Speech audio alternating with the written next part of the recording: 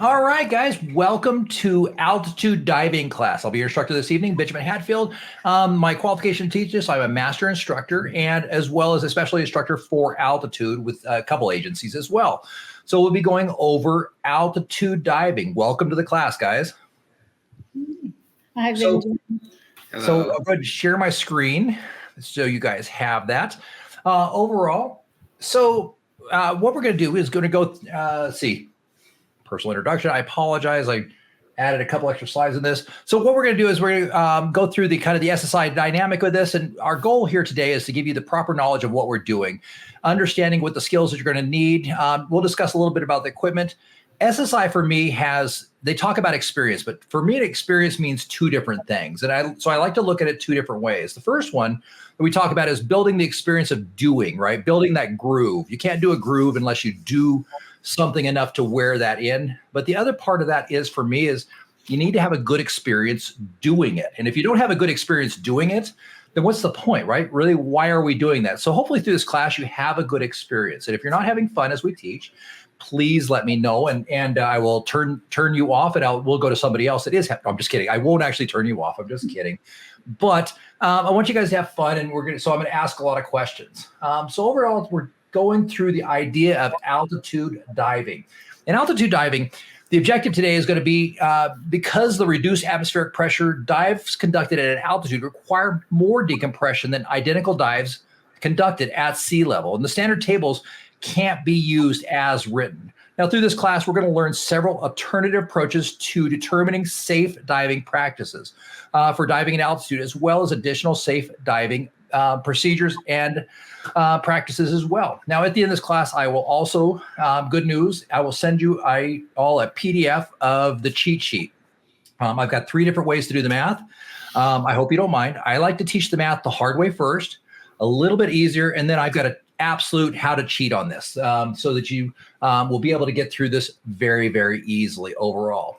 So guys, if I were to define altitude diving, what would that mean to you, Charlie?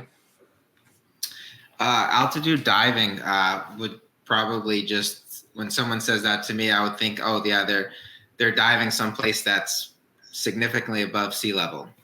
Okay. Janine, what do you think the definition of altitude diving would be to you? Anything over 1,000 feet above sea level. That's absolutely right. They're both right, good answers and very well thought out. So I want to be, just for the period of instruction, just so we're clear on our terms for today, altitude diving is going to be anything over 1,000 feet up to 10,000 feet. Now be aware, in Naval Dive Manual Revision number 7, which eventually there'll be an 8 if they ever get around to it, there you have a special section dedicated to diving altitude over 10,000 feet. And yes, there is diving over 10,000 feet. And there are special considerations to go along with that. They're going to be outside the realm and scope of this class. So just to give you an idea and just prepare you for what we're actually setting up and set that together. So as we kind of look at that and start thinking about altitude, there's definitely a lot of opportunities to dive that you might not consider. For example, Lake Tahoe. Lake Tahoe is 191.1 square miles, has a max depth of 1,600 feet, is at 6,200 foot elevation. Absolutely, positively an altitude dive. One of my favorite places to go here in Idaho is Redfish Lake. It is 5.1 square miles, but it has a max depth of 387, and it's at 6,500 feet of elevation. The average visibility that I've seen at Redfish Lake is 110 feet in a lake. I know, it's unfreaking believable. It is the clearest, prettiest lake that you could possibly imagine.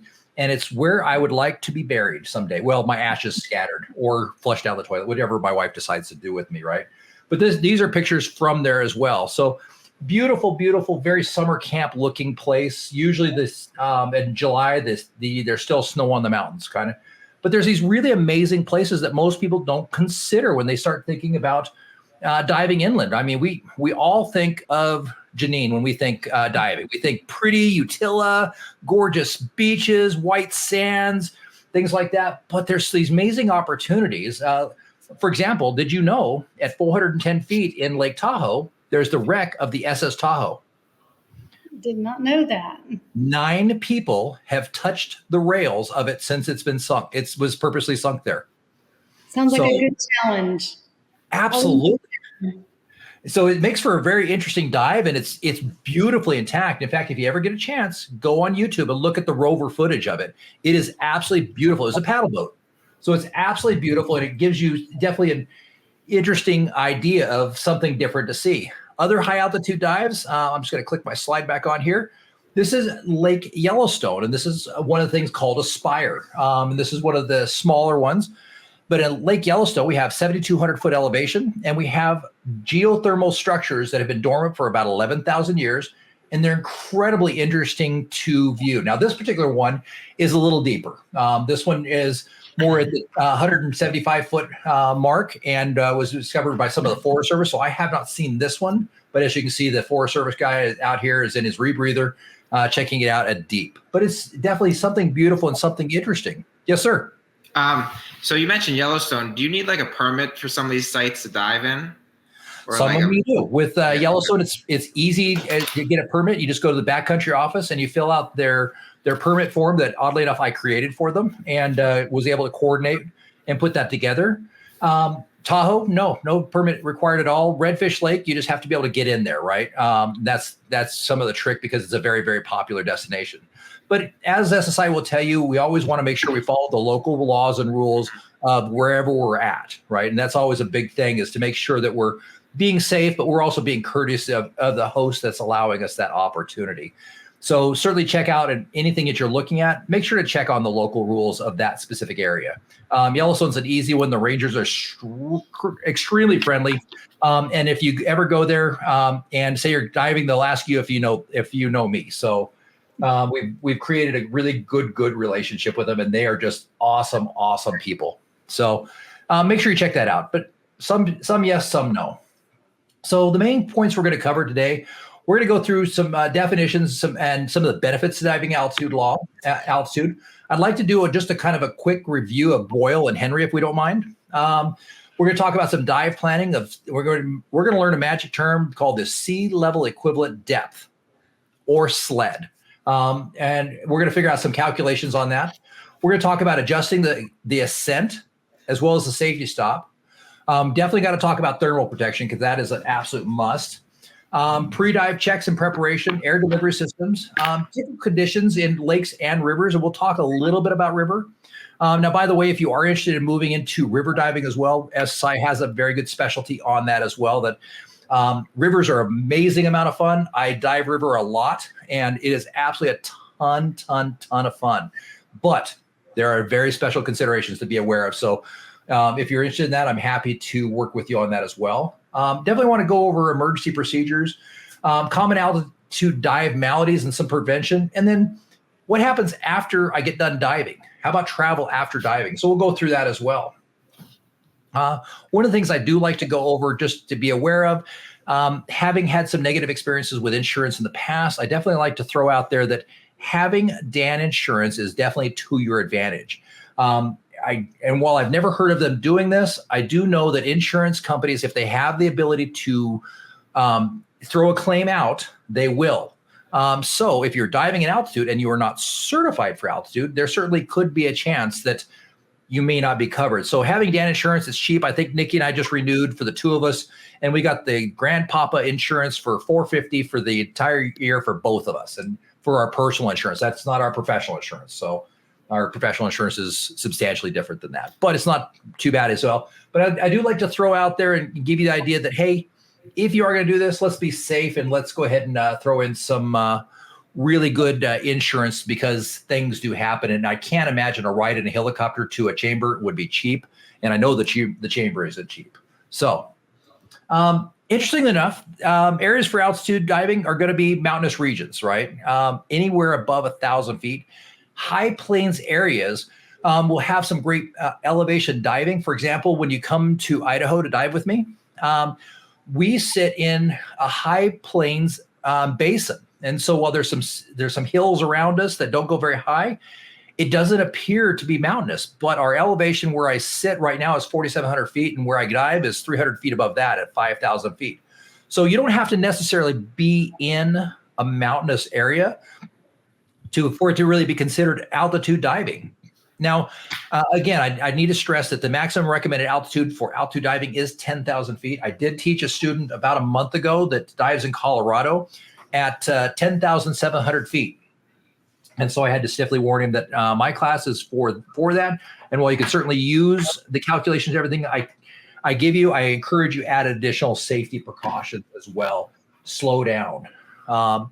So in terms of altitude diving, there is a world record on that as well. Marcel Crocus, he went down, he's a Polish diver, and he went down to South America, and he dove a lake at 20,981 feet.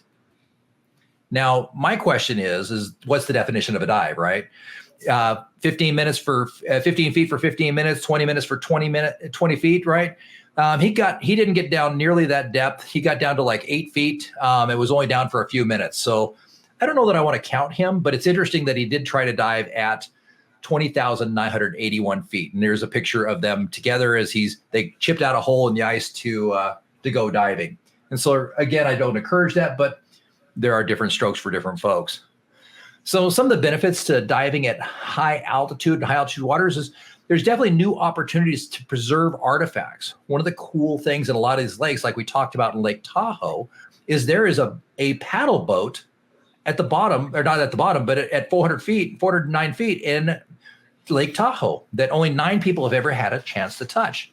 There's also all kinds of cool legends about mafia stuff going on in Lake Tahoe as well that you can certainly go explore as well. But one of the things, for example, in Yellowstone Lake, is they have been running a steamer ship on Lake Yellowstone since literally 1890. There's a few opportunities for interesting things to see. Now, be aware, if you are seeing artifacts, do you know what the definition for an artifact is by the National Forest Service? How about you, Janine? No, I don't. You're going to hate this, Janine, because I hated it for every second of it. If it's 50 years or older, it's an artifact. So we're artifacts. We're artifacts. Absolutely. I about strangled that little 21-year-old forest ranger when she told me that everything 50 years or older is an artifact. I am not an artifact. I am not. I'm young. So be aware that the National Forest Service considers anything 50 years or older. So apparently if Janine and I go in the lake, we have to remain because we're artifacts that can't be touched or removed. So be aware there is something interesting. In Yellowstone, I've personally seen china at the old docks. That's very old. It's very, very old. So you're talking about items that have been in the water for 50 years, right? Yes. Yeah, okay. Yeah, the number one rule with artifacts is we don't touch them, we don't take them, we don't disturb them, we certainly don't take them out of the water. True story. I was diving along with some rangers from the National Park Service dive team. And so they had taken off at a different direction. I was running twins, they were running singles. And I was just finishing out a dive on a solo. I'm certified to dive solo, by the way. And I had twin sets and a pony with me, right? And I was kicking along at a fairly shallow, about 30 feet. I came across the prettiest blue glass ball you have ever seen. It was the same shape as a toilet bobber. And it was glass. And it obviously, it didn't look like it had been down very long because there wasn't any sediment on it, anything like that. And I thought, that's weird. Some fancy guy with a fancy yacht has a fancy glass bottle for his toilet. And let's go ahead and pull that trash out. So I pulled it out, brought it with me, showed it to the ranger. She's like, wow, that's really interesting. And I gave it to the ranger. I said, I'm not keeping this, but here you go. And she took it over to the Forest Service. Turned out it was a 70-year-old fire extinguisher. Back in the 60s, 50s and 60s, they used glass fire extinguishers that had chemical in them, and they would throw the whole thing at the fire. So artifacts can be definitely deceiving in nature. And so I was lucky enough to get a ticket for that. So I got a National Park Service ticket for taking out the glass trash. Sit on my desk. I just got it. They finally sent it to me. And so $250 later, I get the opportunity to pay of my fine, which I will, of course.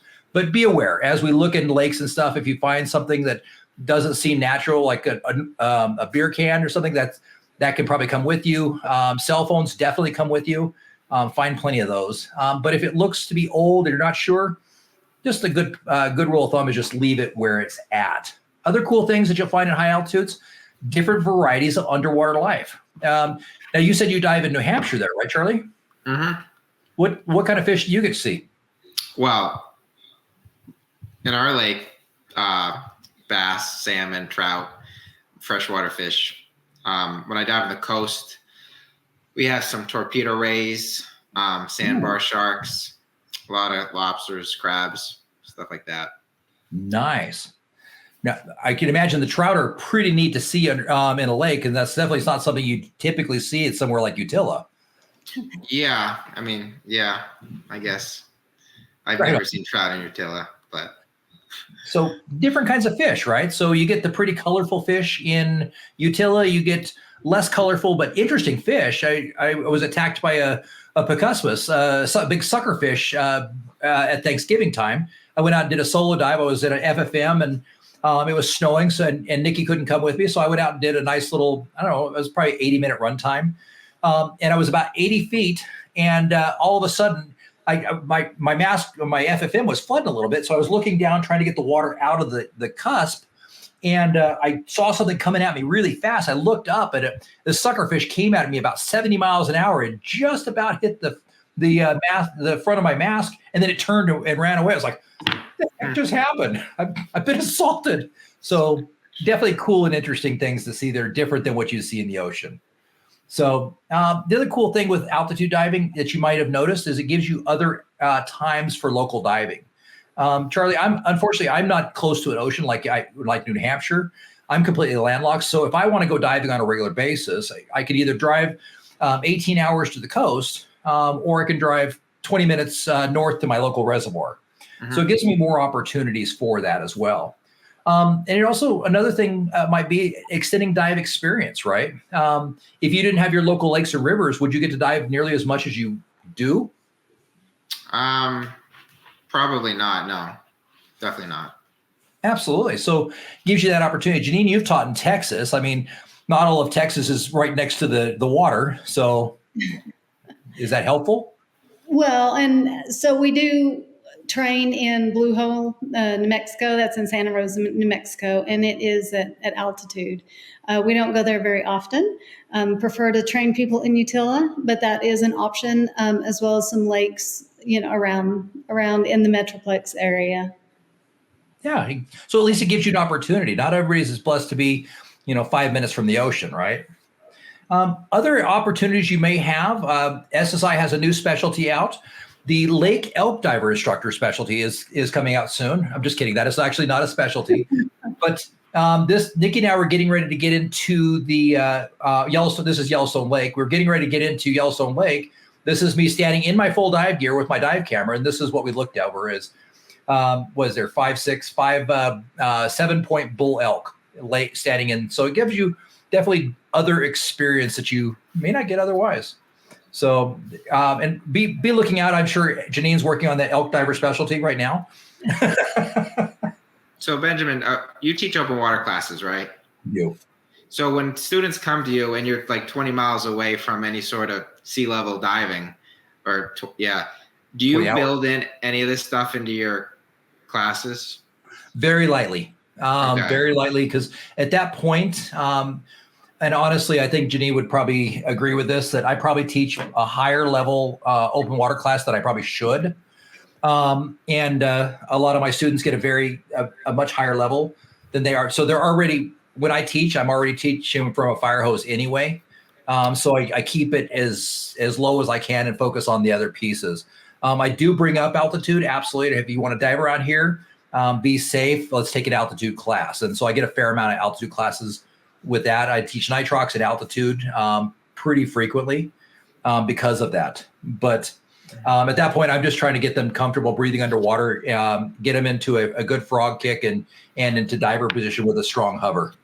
So I think anything more than that is overwhelming them. There's another agency I'm certified with, and one of the things that I would really love to see SSI bring on board is one of their credos is, what do they need to know and when do they need to know it? And so as I teach, that's some of the things that I try and think about as well, is what do they need to know and when do they need to know it, right? And so I do touch on this, but it's, again, very light. because they don't need to know that because they're not going to retain it.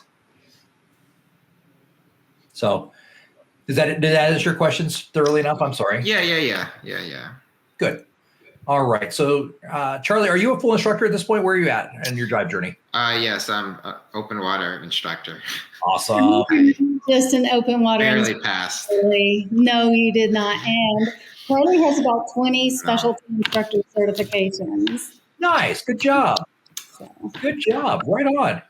Well, there we go. So perfect. So I'm just trying to judge the level to, what do they need to know and when do they need to know it? So I'd like to make sure we touch on things like, Charlie, when is a cylinder empty? When it's equals ambient pressure. Absolutely. That's exactly right. So one of the things, have you ever taken something like a pack of chips and bought it at a lower altitude that driven into the mountains? Yeah, well, the Mount Washington I told you about, the big mountain here. When we're in school, we take the cog rail up the mountain, and the school teachers hands out like bags of chips. Oh, nice. You notice it kind of expanded. Exactly, yeah. Absolutely. So one of the things from the material that it talks about is your scuba cylinder is empty when the pressure is equal to the absolute pressure, and there must be a difference in pressure for airflow to flow out of the cylinder. So your scuba cylinder is considered empty at the surface when the pressure reaches the ambient absolute pressure. Now, as we go through that same idea, we take that empty cylinder to an altitude of 16,000 feet, which is literally half an ATA, half atmosphere, right? So that was one of my questions for you. So how big is our atmosphere? It's 30,000 feet. Is that what you're telling me? Well, I'm just using this as an example. So okay. As 16,000 feet, you'd be at 0.5 ATA, half an atmosphere. Sea level being, for sake of argument today, we're using sea level and just saying sea level is 1 ATA, 1 atmosphere. And we know that it varies slightly, but just for argument's sake, to make it easier, we'll just call it 1 ATA. So if we're at 16,000 feet at a half ATA, we open the valve, air is going to flow out because there's a decreased pressure and increased volume, right? So as pressure, Boyle's law simply stated is as pressure decreases, volume increases, right? So as we go up in altitude, the pressure around us is decreasing. Same as in the water column, right? If we're at 33 feet and we come up, pressure decreases, so we have more volume in the tank. The same idea and same concept of coming up in the water column is the same as what we're dealing with coming up in altitude as well. So if we go take an empty cylinder at 1 atmosphere, we take it up to 16,000 feet and we open it up, it won't be equal. The pressure around it, Boyle's law, has told us that the pressure is decreased, so the volume inside is allowed to increase. And it's not so much the volume inside, but what happens is the space between the molecules is allowed to expand and increase. It doesn't change the size of the molecules. They'll always be the same, but that space between is changed, right? And so interestingly enough, this is a safety point. So this is one of the reasons SSI encourages you to always leave your regulator in your mouth, because as you ascend in the water column, the pressure around your tank is going to decrease, so the volume in your tank is going to increase. And I like to use this as an example. I was teaching a solo class year ago, 2 years ago, something like that. I think it was like 2 years ago now, but I had a small 30 cubic foot, well, I use it as a deco cylinder, but on that day I was using it as an emergency cylinder, and I needed to breathe it off. I took it down at about 1,800 to 1,500 PSI, and I needed to just breathe it all off because it had 50% nitrox in it. And I just wanted to empty it out because I wanted to start fresh on that with a new deco blend. And so I was teaching a class, and I was stressing my student out, and it was time to ascend. So I went ahead and now keep in mind, I've got my primary for my back gas around my neck, ready to go. And I've got this deco right here, and I breathed it down to 0, to that point of nothing left. And once I got to that point, I went ahead and called it, and I started the ascent. And lo and behold, by the time I got to 15 feet, guess how many more breaths I had on a 30 cubic foot? 3. Yeah, exactly. Actually, I got 3 additional breaths out of a 30. I mean, it's a little. I mean, it's like this big around. It's a little tank. It's not very big at all. It's just big enough for a small deco blend. I can tell you, I free dive sometimes, and I've been to 80 feet before. And usually when I go down to that depth on my way back up, I get one more inhale through my nose at like 10 feet. Isn't that crazy? Yeah. It's a weird sensation to have to be able to breathe after all that time. And yeah. Oh, I'm sure. Well, good for you. I am terrified of free diving. It's not my thing. It's not 80 feet's not very deep. You get it used might to as well be quickly. 1,000 for me. If I don't have a tank on my back, I'm good.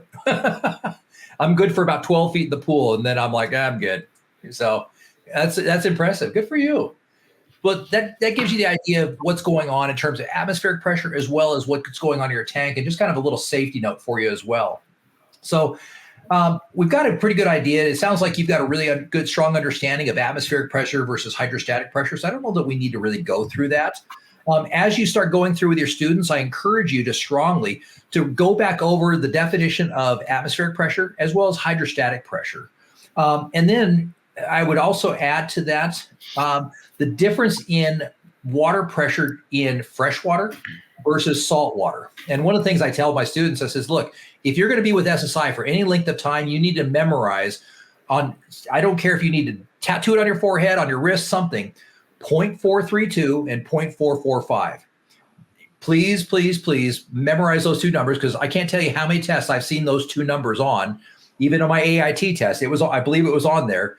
But just remember, freshwater exerts 14.7 psi divided by 34 feet equals 0.432. Remember, freshwater is lighter than seawater. So 34 feet for every atmosphere in freshwater, 33 feet for every atmosphere in saltwater. So I would encourage going through that with your students and just reiterating the fact that because there's not a salt content, the seawater is lighter, and go through that process and help them understand 34 feet versus 33 feet. Now, the good news is most of this is going to be handled by any decent dive computer, but at least it starts giving them the idea of, wait a minute, there's a difference. Why is there a difference? What's going on with this difference? Does that make sense? Mm-hmm.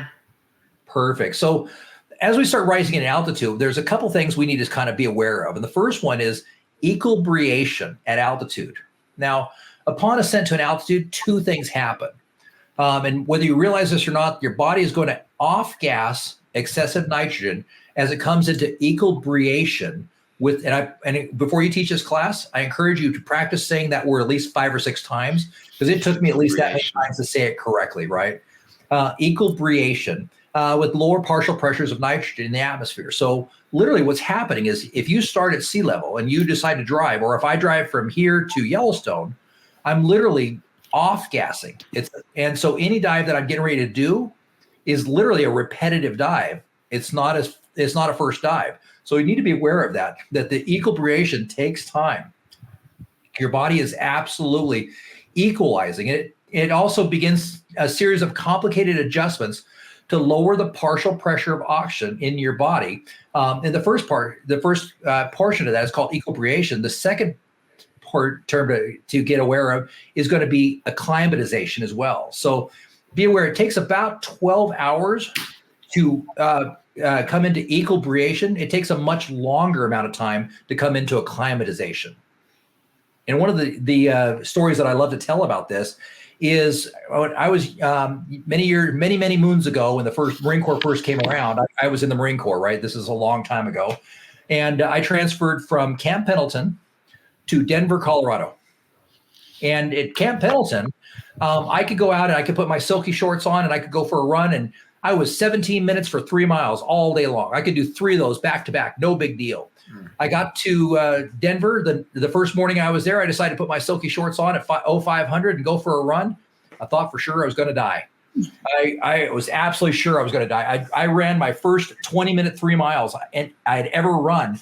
But that was because I hadn't given my body the time to properly come into acclimatization for that. The partial pressures in my body weren't there, and I was still off-gassing nitrogen, right? So I hadn't come into equilibration or acclimatization for the additional altitude.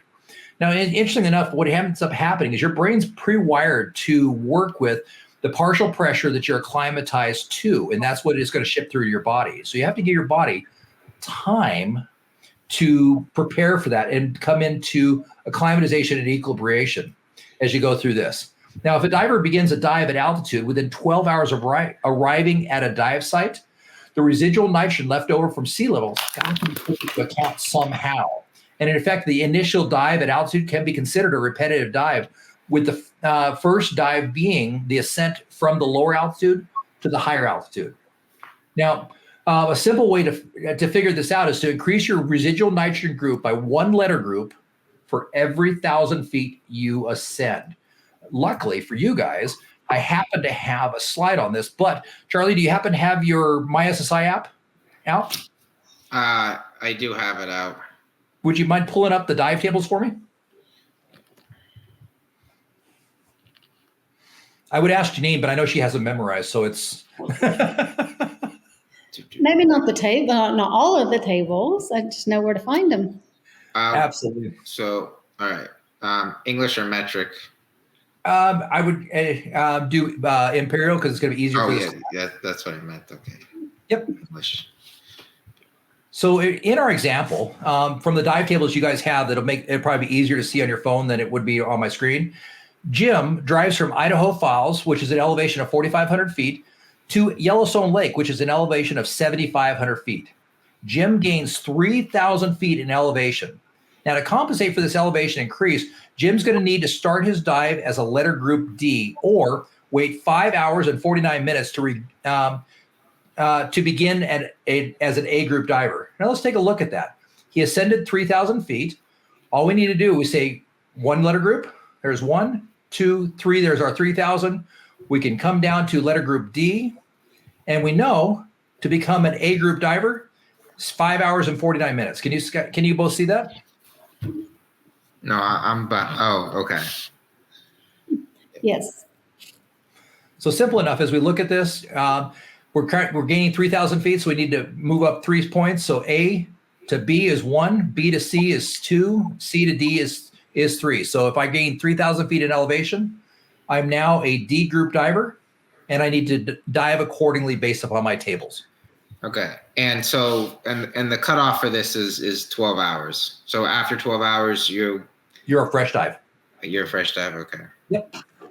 Yep. But if you wanted to jump in and do a dive right now, Charlie, you and I got in the car together in Idaho Falls. We decided we're going to Yellowstone. Right. We're going to jump out of the car. This is how we do our dive planning. Exactly. Easy enough. So overall, just so if you have your dive tables with you, it makes it nice and simple way to do this.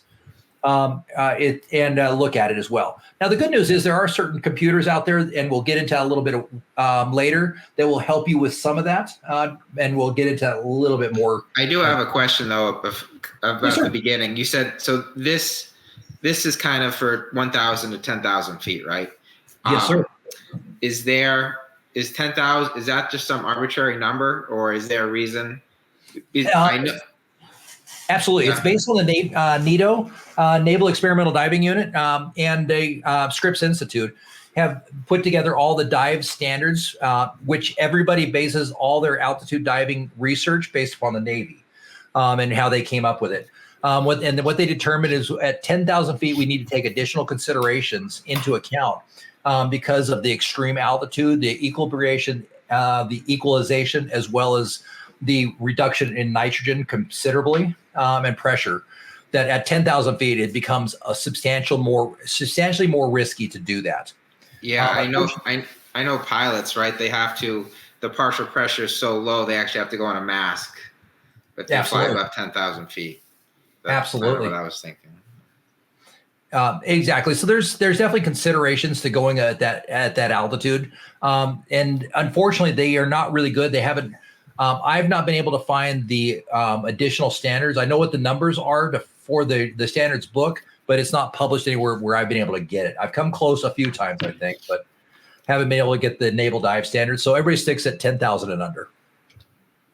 Now, Charlie, one of the big things to be aware of as we kind of go into this altitude diving, that is a huge opportunity for you, is ice diving. I have yet to see sea level ice diving. I'm guessing it is absolutely a thing in Antarctica, but in the United States, there's not a lot of sea level opportunities for ice diving. I can tell you from personal experience, ice diving is one of my favorite sports. I love teaching it. I love diving it. Last year, I had Oh gosh, I would say if I had to add it up, I probably had 15 to 20 hours of bottom time under the ice. This year we didn't get much ice, so I didn't get much. I only got a couple hours of bottom time under the ice, but it's very surreal and very amazing to go under the ice. It's a very different overhead environment than you'd get in a cavern or a cave, and it's fascinating. So one of the things you might think about doing is becoming an ice dive certified instructor. I'd be happy to take you through that course as well. There's a lot to it. I actually wrote the standards and submitted them to SSI on that. So I've got an entire manual on actual ice diving that's pretty thorough. So love to take you through that if you ever decide to come out this way and do some ice diving. Love to take you through it. Ice diving is an amazing thing, that's for sure. Yeah, we're at 500 feet here. Okay. And so yeah, I googled that actually a few weeks ago when I signed up for this class. Nice. I was kind of I knew we were quite close to sea level, but I didn't know what it was exactly. Absolutely. So it's definitely something fun to do. And do they get much opportunity for ice diving out there? Yeah. We do quite a bit of it actually. Not so much like for fun. My boss has taught this class in the past. Uh-huh.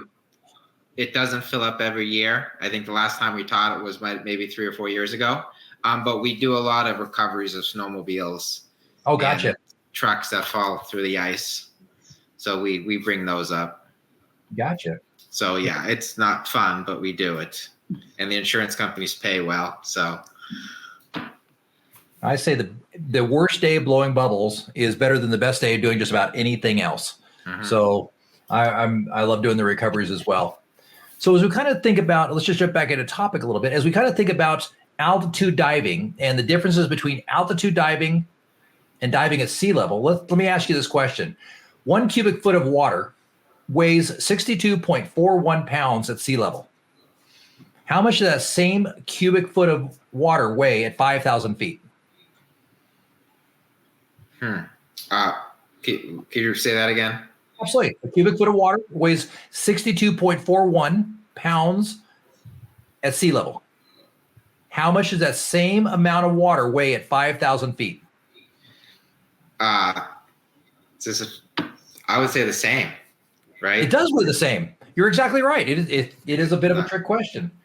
The difference between altitude diving and diving at sea level is the atmospheric pressure and the almost explosive decompression that we're going to face upon surfacing. So I made this little chart. Here's the idea. So if I'm diving at 5,000 feet elevation, my actual depth is 34 feet. I'm actually at 34 feet. But because of the explosive decompression between below the surface and above the surface, I'm suddenly changing from what I would be at to 0.8. I think I lost you there. Yeah, I don't know. Must be his altitude. Oh, there we go. It must be the altitude. I'm back. I'm sorry. Did you lose me? Yeah. I'm sorry. I'm not sure where you lost me, but I'll just start at the beginning. So, yeah. So the difference is once I come to the surface and just below the surface, I'm at that almost 1 atmosphere. But once I break the surface, all of a sudden I'm at 0.832 atmosphere pressure change, right? So I'm having from 1 atmosphere to that and breaking the surface at 5,000 feet elevation, I have a 16.8% change in my M value, in the maximum amount of value that I have in my tissue compartment. Now, as Janine can tell you, typically as a technical diver, we run our gradient factors right around 50-80 or 50-85. So Janine, if I had my gradient set at 50-85 and I had a sudden 16.8% change, what would that do to my M value? It would mean that you would exceed it. Absolutely. 1.8. Yeah, you had 101.8% of M value. So Charlie, if we know that I'm at 80, that I'm going to have almost an explosive change in atmospheric pressure, what should I do to compensate for that on my dive? slow your ascent even more. Slow the ascent's one. What else could I do? Act like you're diving deeper than you are. Absolutely. Absolutely. And that's where we get SLED, sea level equivalent depth. So what we do is while we're actually diving 34 feet freshwater for an atmosphere, at 5,000 feet, we need to act as if that's at 40 feet freshwater instead, because we'll run a nitrogen table based upon the 40 feet, not the 34 feet. And as we get deeper, that gets deeper as well. So at 3 atmospheres, we'd actually be at 68 feet. Pressure doesn't change, right? But we need to act as if we're at 80 feet. And the same thing at 4 atmospheres, 102 feet freshwater. We need to act as if it's a 119-foot dive. Now, there's one more thing we can do, Charlie, that would help increase that safety margin. We reduced our ascent. We act as if we're deeper. What else could we do?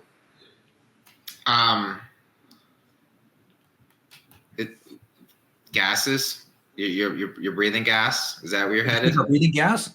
That's not quite what I was looking for, but that's okay. A really good one.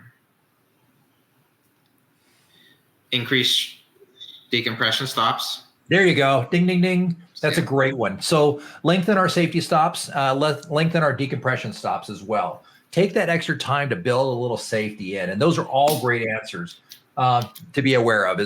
As we look at that, I kind of like this idea is that it starts giving you an idea of why we need to do that. So we need to pretend we're at a different depth, and that's where we come up with the sea level equivalent depth, is because of that. And the best way I like to explain it is it's almost an explosive decompression. So by lowering that M value before we surface, that surface gradient, if you're using a Garmin or a Shearwater, they'll show you that surface gradient by staying down longer at the safety stop, doing slower ascents, maybe changing the gas or have a lower nitrogen load. But whatever we need to do to lower that partial pressure, that partial pressure, but lower that M value to a safer level is going to be just a good thing to do. There's a couple other things to kind of be aware of as well, and we'll get into those just in a little bit. But while the weight of the water doesn't change, we definitely get the idea that we need to be aware of that major decompression. Now, interestingly enough, I went ahead and ran a chart for you, and this is just off my dive planning software. So if the dive plan we put together was 100 feet max depth, 24 minutes of bottom time, including a 4 minutes of descent, running 32% nitrox on a 50-85, which is my favorite gradient factor. That gets us down to a gas density of 5.15. So we're still safe. We're above the 5.2 or below the 5.2 on that. But interestingly enough, as we look at that, figure 1 has no decompression obligation because it's at sea level. If we did the same dive at 7,000 feet, same everything, same bottom, it gives us 3 minutes of actual deco with a 20-foot ceiling. And the reason being is because of that explosive decompression we're going to have to accommodate in our actual dive. When we break that surface, we're going to go way above a lot faster to our M value than we really need to be. So it's interesting to look at the two different two dives exactly the same create two very different results. 3 minutes of decompression versus no decompression at sea level. Does that make sense? Mm-hmm. Charlie, this is the first time I've used this chart. Is that helpful for you? It's good. Good. Perfect. So yeah, that's kind of how we think about it. Now, as we start thinking about sea level equivalent depth, we start thinking about theoretical calculations for altitude. So there's a couple different ways to do this. The first one is there's absolutely an altitude variation table. Now, here's the challenge. Is if you pull the altitude variation table from the Navy, there is a typo on it. It drives me absolutely batty. So just be aware. But the good news is, if you use the notes that I will send you, I corrected their typo. So here's how we figure out sea level equivalent depth. This is the most complicated we're going to do it. You can certainly use the chart, but if you want to be the most accurate, here's how we do that. So for example, to find the equivalent depth for a 49 feet seawater dive at 4,000 feet above sea level, we can go to our chart or we can go to a barometer, and we know that it's 0.864 based upon the chart. So simply enough, we divide 1 divided by 0.864 gives us a sea level equivalent depth of 1.157. So all we need to do is multiply 1.157 times that 49, and it gives us an equivalent depth of 57 feet. It's not a lot to it. So simply enough, divide this out across and you get it. Now, there's a couple other ways you can do this as well. This is a free app that I keep on my iPhone, and it'll give you the exact atmospheric pressure at the station that's closest to you for wherever you're diving. And one of the things you'll find is as you dive at altitude, there's things that come in like storms, and they change the absolute pressure around you for atmospheric pressure. So you can simply figure out based upon the atmospheric pressure that's presented in the free app for barometric pressure, which in this case is 0.8352. And then we can look at, it tells us what the equivalent pressure is at sea level, which in this case is 0.9927. Simply divide those across, add the 1 for the percentage. And in this case, the theoretical depth is 15.86% deeper than actual depth. Now, Charlie, if you're doing technical diving, this is absolutely the most accurate way of doing it so that you're able to calculate out based upon what you're actually going to be doing. But be aware that for a recreational diving, it's not going to be that far off either to do it the simpler ways, to use the charts or everything. So you're going to be within a safety margin, but if you want to have the absolute safest way to do it, pull a barometer for your actual dive for that actual time based against the actual sea level. And this will be in your notes as well. Does that make sense? Yeah. Simple enough. All right. So as we continue down this process, there's other ways to do this as well.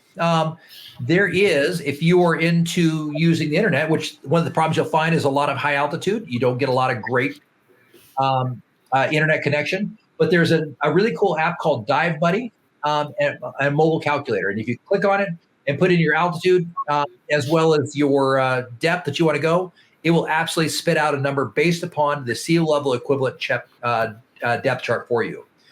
You can absolutely use dive planning software. I use, I'm blanking on it. I use, what's the dive planning software, Janine? I'm blanking. I can't think. Multi-Deco, iDive. Yep, Multi-Deco. Multi-Deco does a really good job. My only issue with Multi-Deco is that they don't figure gas densities correctly. They're off by 0.09, and that bothers me. But I like my numbers. Subsurface is another great one to use as well. This is an example of subsurface. But you can also cheat, and here's your cheater method for the day. If you add 3.5% for every 1,000 feet, you will absolutely be very close in the ballpark of safety. I went through and I did the math. It took me about 5 hours to go through and do the math on every altitude at every 100 feet, and it averaged out to 3.5%. So there's your cheater method. If you can remember 3.5% for every 1,000 feet for your dive planning, you'll be very close to the ballpark. In most cases, you'll be slightly deeper and slightly safer. And in the rest of the cases, you'll be right on. So it's a great, simple way to go. And that's, I promised you some cheating, a way to cheat today. That'll absolutely get you in the ballpark. Nice and easy? Uh-huh. Perfect. What about mod calculations? Charlie, what do you think we should do for mod calculations for maximum operating depth? Well, it'll be shallower, right? Will it? Or I believe so. So actually, so I go back to my question. If 1 cubic foot of water weighs 62 pounds at sea level, what does it weigh at 7,000? So it would be the same? It's the same, yeah. So the way the atmospheric pressure, absolute pressure doesn't change at altitude. Only the sudden exposure to reduced pressure upon surfacing. So as you're figuring out your mod, it's going to remain the same. Now, I do need to preface that with the body equilibration at altitude, this can create a slight hypoxic equilibrium. Okay. So as divers, and some divers have reported additional sensitivity to gas density, hypoxia, and narcosis. So be aware of that you certainly that is a case, but it's not studied and it's not the popular opinion, but I can tell you that in studies they've reported that, but they haven't been able to substantiate that, and it's slight. So just be aware as you go deeper that you do potentially have the opportunity to be more sensitive to density issues, hypoxic issues, and narcosis issues. I can tell you from personal experience, going down on air at 135 feet at 7,000 foot elevation, I absolutely can tell you that I have felt the effects of gas density and hypercapnia more sensitively than I have in the Caribbean. So just be aware that that is absolutely a thing. So it's also reasonable to consider that the brain's reaction to the higher partial pressure of oxygen could be affected as well due to the imbalance of the O2 in the brain. Remember, equalization of the tells the brain of how much it's going to allow the oxygen to pass through the hemoglobin barrier. And if that's off and the brain's telling it something different, so it could be an issue as well. So just be aware.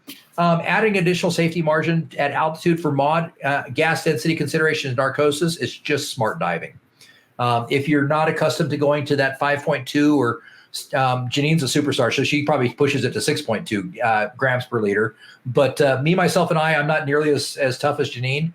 I try and keep my gas density at 5.2 or below because I know that I tend to be a little more sensitive to it. So it's just smart diving to add a safety margin, right? What were the units on that? The international standard is that you don't want your gas density to be above 5.2 grams per liter with an absolute limit of 6.2 grams per liter. And we'll go into gas density in just a little bit. I like to talk about that as well. So we talked about MOD. What about sac rate, Charlie? Well, so sac rates, again, I guess we're just talking about the hydrostatic pressure is the same. But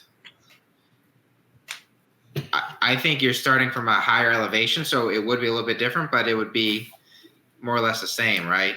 Absolutely. Very good. The water is the thing you're worried about.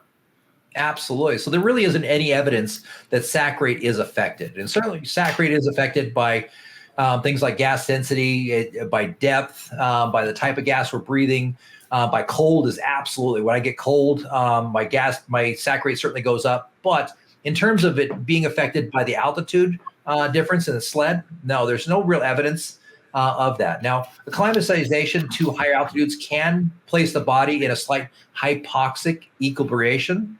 So that absolutely is a thing, and it could increase your sac rate. So be aware that there is that potential because of the slight hypoxic environment that you're in. But at this point, there's no real evidence that that's a thing as well. Just considerations from doctors. I got that one from a metabolic PhD. So he says it's a good possibility, but there's no proven numbers behind it. So be aware that it could have a slight effect, but there's no evidence that it does. Maybe it's just between my ears. Now, also with the new balance of O2, it's reasonable to consider that the sac rate could be affected as well, right? If you're in that slight hypoxic environment. Again, it's just additional safety margin for sac rate is just smart diving, right? If you're not sure of an area, you're suddenly diving 7,000 feet in 39-degree water. As you're doing your gas calculations for how much gas I can dive with, adding a safety margin is just good smart diving. How about calibrating and measuring your EAN? How do you correctly measure the gas, the amount of nitrox in and out at an altitude environment?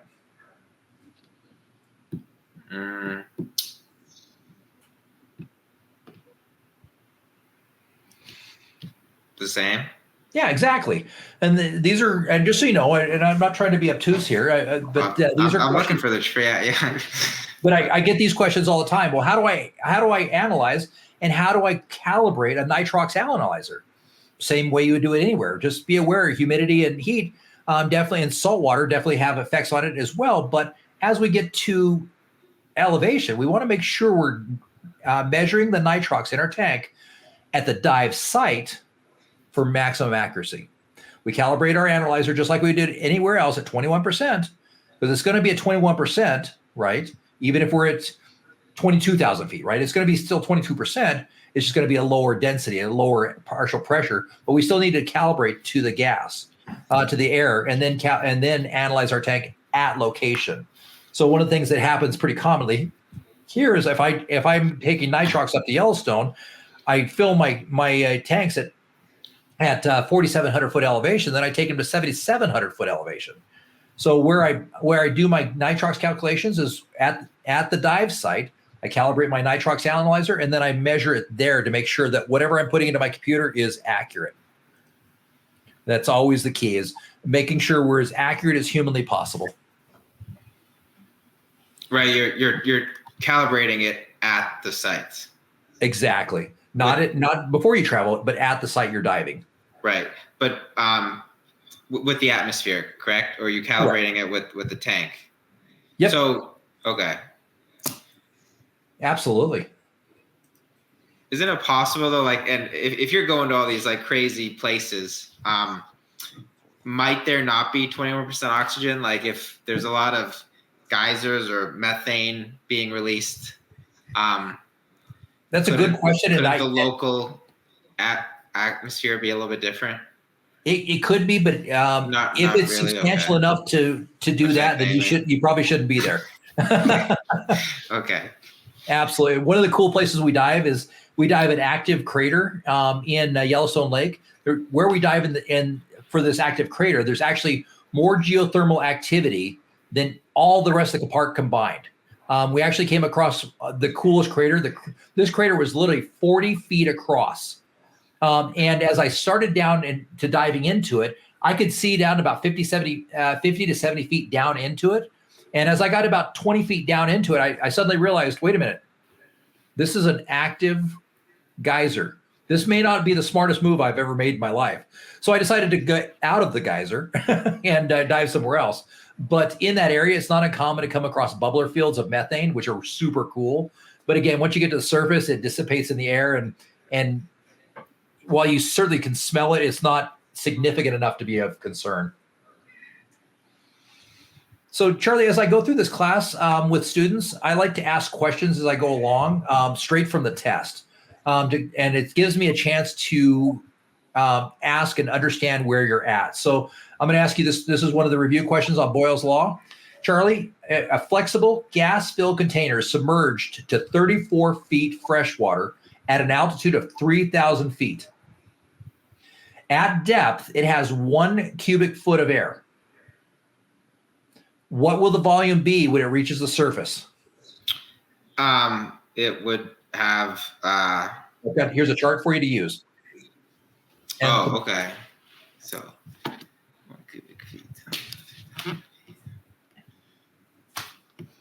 0.896. I don't think that's an answer here. Here's your answers that you can choose from. Okay. So we're going from 1 cubic feet. How many cubic feet of air will it have at the surface if we start at 34 feet freshwater? 2 cubic feet, 1.3, 1.5, or 2.21? I would go with.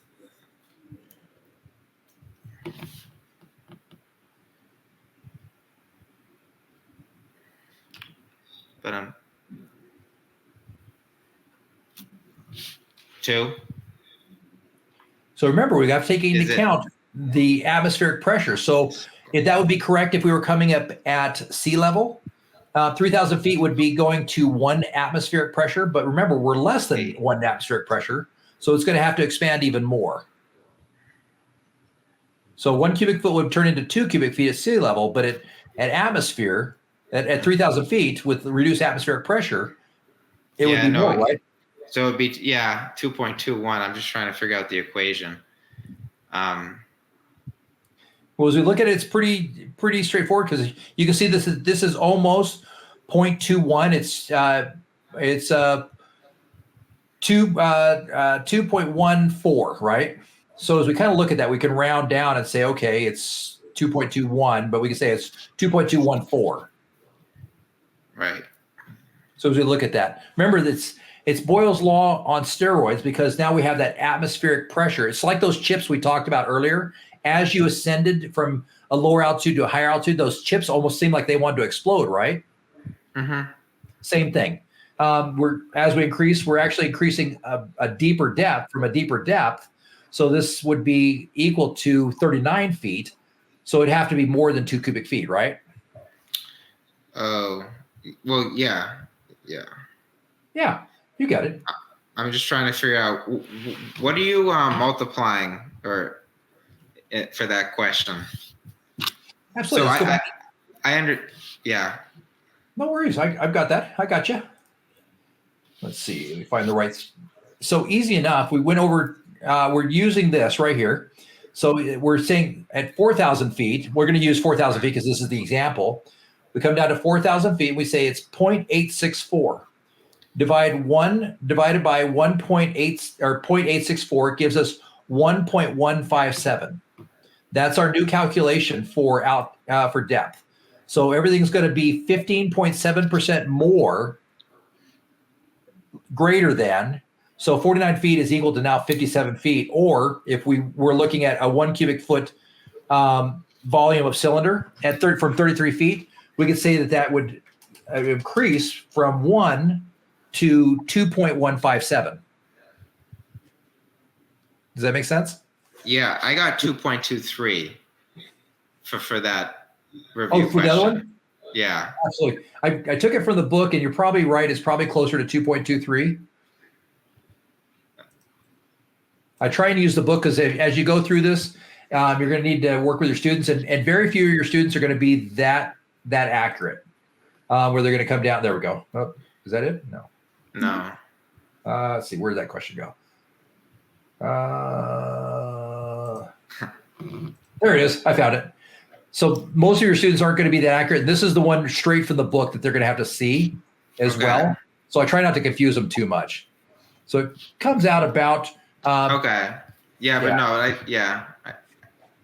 That is a good catch, Charlie, and very impressive, by the way.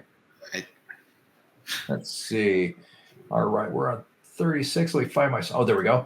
All right. So as we kind of went through this, what do you think the most accurate way to determine your sea level equivalent depth would be, Charlie? The way we were just doing it. Absolutely. Do the math. Well, 3.5% per 1,000 feet certainly will get you there. The actual dividing out the math is going to be your most accurate. Now, Charlie, how do you think this is going to affect your ascent rate? Well, again, I get if it wouldn't, but you'd want to play it safe and ascend slower than you typically would. Absolutely. Give yourself a little bit of a break on that and allow yourself to off gas more thoroughly. So take a little time. Now, there's some other reasons why we want to slow our ascent rate down, and we'll get into that when we get into exposure as well, when we start talking about Henry's Law. Charlie, how would that affect your safety stop? You definitely want to do your safety stop, and you would probably do a longer one, right? Absolutely. Because you're being conservative. Absolutely. So we want to be conservative diving when it comes to altitude diving is just smart diving. And I say that a lot, but it's absolutely true. Absolutely true. So as we kind of go through this, how do you think this would affect traveling after diving when you're at altitude?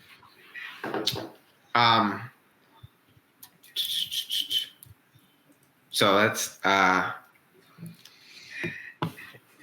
guess, do you maintain the same, don't fly? But Absolutely. Okay. Yeah.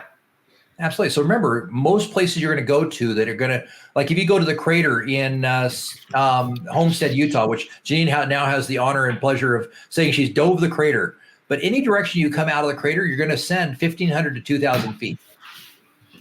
Mm-hmm. So remember, you've just gassed on. So now you have to take some time to off gas as well. And do you have to take it's still a 24 hours. Is that the recommendation even when you're diving at altitude? For flying, yes. The easy math on that is 2 hours. Wait 2 hours for every 1,000 feet you're going to ascend. Okay. So for easy math, you can certainly go back to the dive table, but my suggestion is for every 1,000 feet you're going to ascend, wait 2 hours. Okay. is just an easy rule of thumb. Now, one of the things, how much do you remember about Henry's Law when it comes down to it, Charlie? Henry's Law. That's the Henry's Law is that's the partial pressure, right? The sum equals 1. I think you're thinking Dalton. Oh, that's Dalton's. Okay, so Henry's Law. You have to remind me. No worries. So Henry's Law is simply stated, it says, at a constant temperature, the amount of gas, given gas dissolved in a given type of liquid is directly proportional to the partial pressure of that gas in equilibrium with the liquid. That's right. Yeah. Really complicated way of saying that a gas will dissolve in a liquid equal to the partial pressure. Right. So that's what we use for deco theory, right? As we get into it, is as the partial pressure increases, that increased partial pressure dissolves in the liquid being the blood. Let's just call it what it is, right? It's not Kool-Aid that we're dealing with today. But there's a couple other considerations that as you get a little deeper into Henry's Law, that we need to be very concerned of. The first one that I like to talk about is agitation, right? If I pour a packet of Kool-Aid into a big pitcher and I don't do anything to it, does it dissolve very quickly? No. But if I stir the crap out of it, it dissolves fairly quickly, right? Guess so, yeah. Absolutely. So agitation is something to certainly be aware of. One of the problems of diving at altitude that as I get older, I suddenly become more aware of is that the crap is heavy. Wearing a dry suit, wearing undergarments, wearing my twin sets or side mount, this thing of stuff's heavy. And I have yet to dive a location that doesn't have a stinking hill. I'm always going up some stinking hill to get to my dive site. And it seems like it's uphill both ways. I'm not sure how that works out. So I've got a lot more agitation I need to worry about as I go through this process. So it's something to be aware of. As you're wearing this additional weight, all this stuff has a lot of weight to it. It's going to put additional demands on your cardiovascular system. So you're going to be agitating that liquid, that partial pressure into the liquid a lot faster. Now, there's one other part of this that's incredibly important, I feel at least, for diving at altitude, and that's when it talks about temperature. So Henry's Law actually says at a constant temperature in the law, but if you continue into reading actually Henry's Law, it says as the temperature decreases, the saturation of the partial pressure is greater. So cold water will actually absorb the partial pressure more quickly into the tissues. And the tissues, because of that, are less likely to give up that partial pressure, that nitrogen that we're trying to off-gas. They off-gas it a lot slower as well because of this. And there's a couple reasons for that. Some of it's because of vasoconstriction that we're dealing with, shunting, as the brain. That's what I was thinking, yeah. Yeah, so shunting is a effect of vasoconstriction. So we're suddenly getting into cold water because I have yet to be at a high mountain lake that's really warm. It's definitely not Utila. But you get in there, so you're colder. So you're dealing with a colder partial pressure. It's going to dissolve in the liquid more quickly. And it's also going to dissolve more quickly because I'm working harder to get into the stinking water as well, because I'm carrying 500 pounds of dry suit. And as well as being cold. So, and with vasoconstriction, it's having a hard time coming out. So be aware. Henry's Law is definitely not your friend in this point because you're going to absorb more gas more quickly for various reasons. One being the cold, another one being the agitation as well. So those are things you need to really be concerned about and talk about. And it's one of the reasons that we do a slower safety stop. It's one of the reasons we do a longer safety stop on a slower ascent, because we're absorbing more gas and we need to allow that gas the opportunity to off-gas through our venous system more efficiently. So it's not just the explosive partial pressure change and when we break the surface, but it's also because we're cold, because of the agitation as well. So it's definitely something important to talk about and be concerned about as well. Make sense? Mm-hmm. Now, as we kind of talk about this as well, the other thing we need to be aware of is that safety stops have to be recalculated for sled as well. So if we're typically used to doing a 20-foot safety stop, but we know that at altitude, our 20 feet is equal to 28 feet, what should we do, Charlie?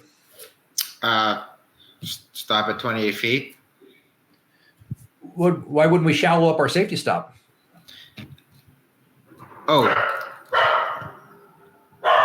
well, because let me think this through. So at altitude, yeah, you would shorten it up because you wouldn't do 28 feet, right? 20 feet. So 13, 20 feet. You do it shallower.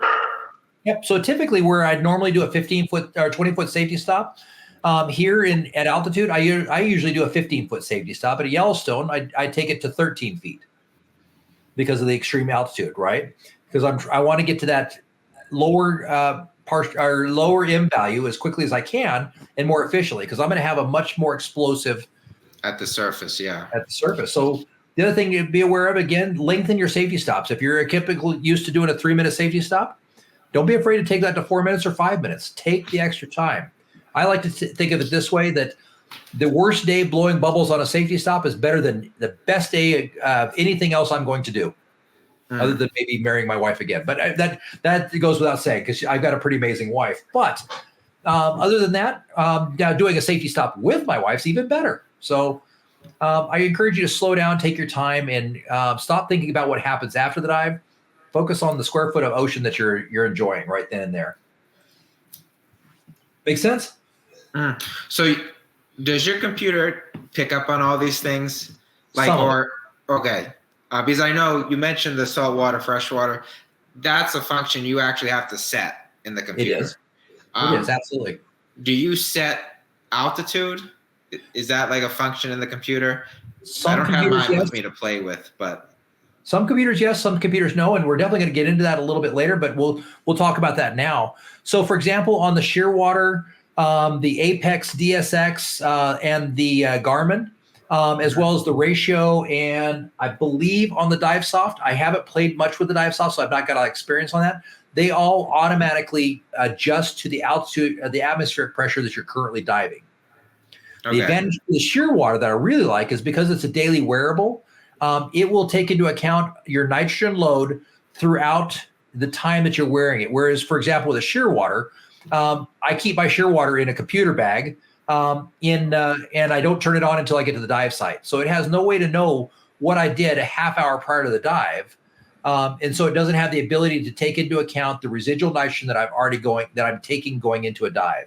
Neither does the Ratio or the Apex DSX, right? They don't have that ability. Whereas the Garmin, I wear it all day long, and so it's taken into account that. So it's a little bit more accurate as a daily wearable.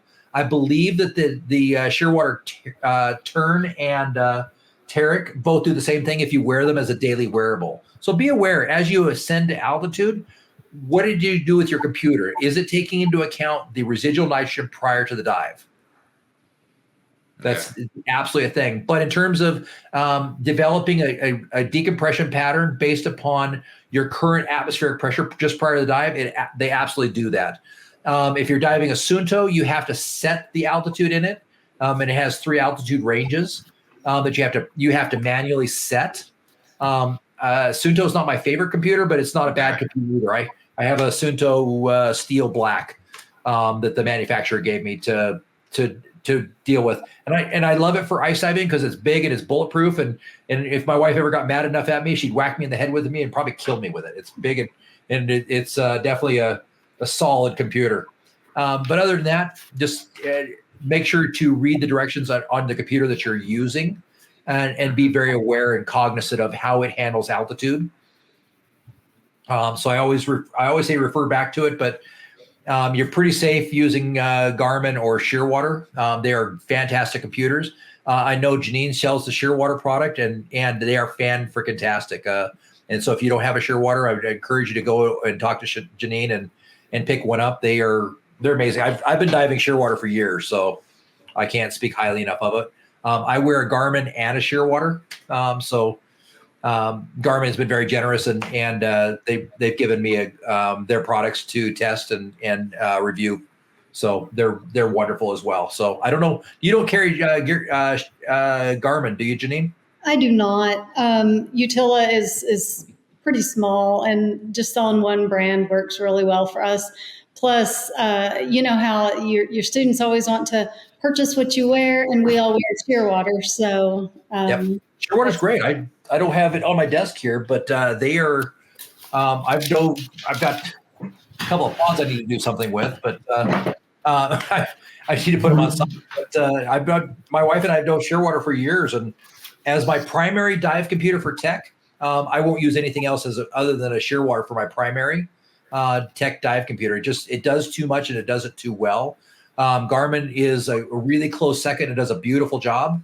It doesn't have gas density, which is kind of something that bugs me. But yeah, so if you don't have a Shearwater, call Janine. I'm sure she'd be happy to get you 5 or 6 of them easily. And the pods are great. You can do a whole mess of pods with them too. So a couple pro tips for you, Charlie. Typically, more cold water dives end due to cold exposure and discomfort, right? When I know I'm about ready to end my dive, when my fingertips get to the point where I can't hold my hand above my head and get it warm again, or my toes get cold. So one of the things you'll find is more dives in because you're not comfortable and you're starting to get that point. Now be aware, we talked about Henry's Law. As you get colder, that the chances of getting something like DCS increase substantially from that point out. So don't be afraid to end your dive prior to getting discomfort or shivering. If you're shivering while you're diving, it's time to end right now and go ahead and do your deco stops or your safety stops and be safe as well. Like I said, you get to that point of hypothermia, and be aware hypothermia is collective. It will continue to grow and grow and grow. And become an even bigger problem during diving. So make sure you allow yourself plenty of time to ascend if you start to feel discomfort, as well as make sure that you prepare accordingly. Making sure to wear the proper exposure gear is huge. It definitely is a big key to being safe through the process. So thermal considerations, some fun pictures for you. So thermal considerations to discuss. I like to discuss the benefits of diving a dry suit. I'm not sure if you're a dry suit diver, but if you're altitude diving, definitely being aware of a dry suit and having proper undergarments is huge. If you're going to dive a dry suit and you're going to do heated undergarments, make sure you're able to stay warm without the heated undergarments. So if your battery dies, that you are still going to be able to surface safely. And always start your dive without the heater on and add the heater at the end. It's far more important for you to be warm at the end of a dive than it is at the beginning of a dive. You'll have a lot less decompression stress that way as well. Other things that I like to do when I'm diving altitude, you can go to Amazon. You can get an ice diving shelter tent. They pop up in about 3 minutes, and it's amazing. Just the black top from those keeps it about 30 degrees warmer inside that ice diving shelter, and it's a great place to get out of the wind as well. So making sure if you're diving high altitude that you're doing something smart, like bringing somewhere to get dressed that's going to be warm. Make sure warm liquids is another great way to go. And oddly enough, one of the biggest considerations in altitude diving and cold water diving is hydration. It's one of the biggest considerations and things we worry about with ice diving and cold water diving. So make sure that you're taking the time to be well hydrated, warm liquids, and you prepare prior to the dive. These are, and I can tell you from personal experience, heated seats and a heated steering wheel in your truck is absolutely just gold after a cold water dive. So this is our local reservoir up here on the right. This is me. I broke through a bunch of ice, and that's a big chunk of ice above my head. This is some students that I was certifying in side mount in I think that was October or November, and it was water temp was about 38 degrees. Air temp was about the same. So just be aware, dry suit is definitely to your advantage, and staying hydrated, stay safe. I think Janine's probably tired of my safe diving messages, but I'm big on my safe diving messages. You can never have too many. Never can have too many. That's for sure. So, Charlie, let's just kind of go back. How do you think cold will affect your nitrogen loading and off-gassing based upon what you've heard at this point? Well, I just know you'll off-gas much slower because blood shunting.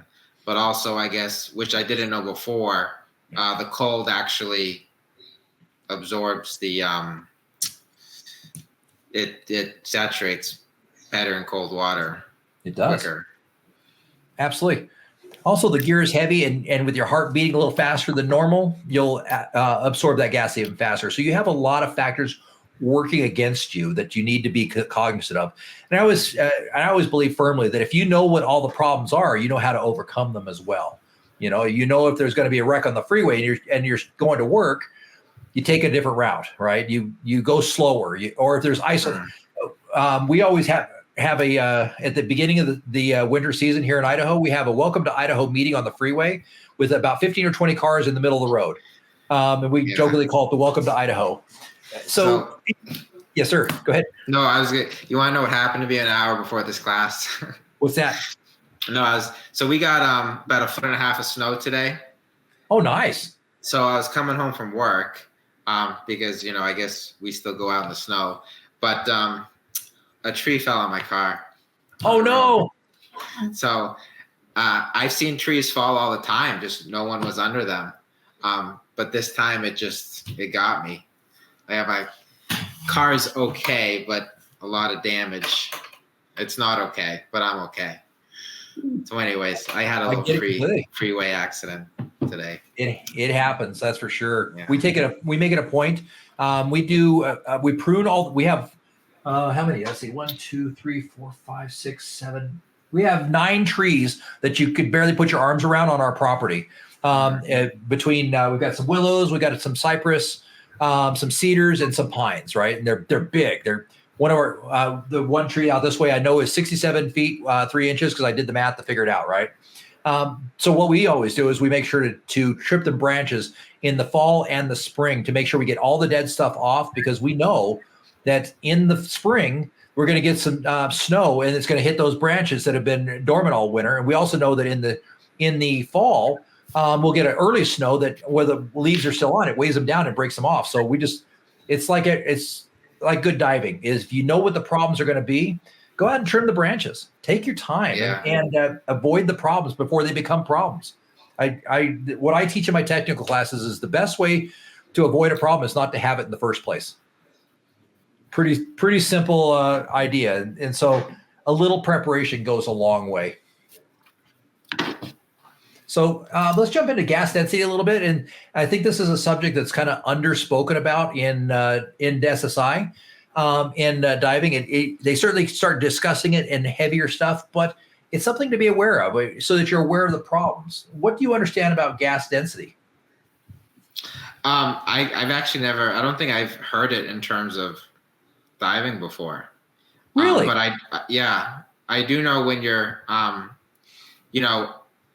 when you're mixing your gases, it affects your buoyancy a little bit because naturally your tank is going to be different.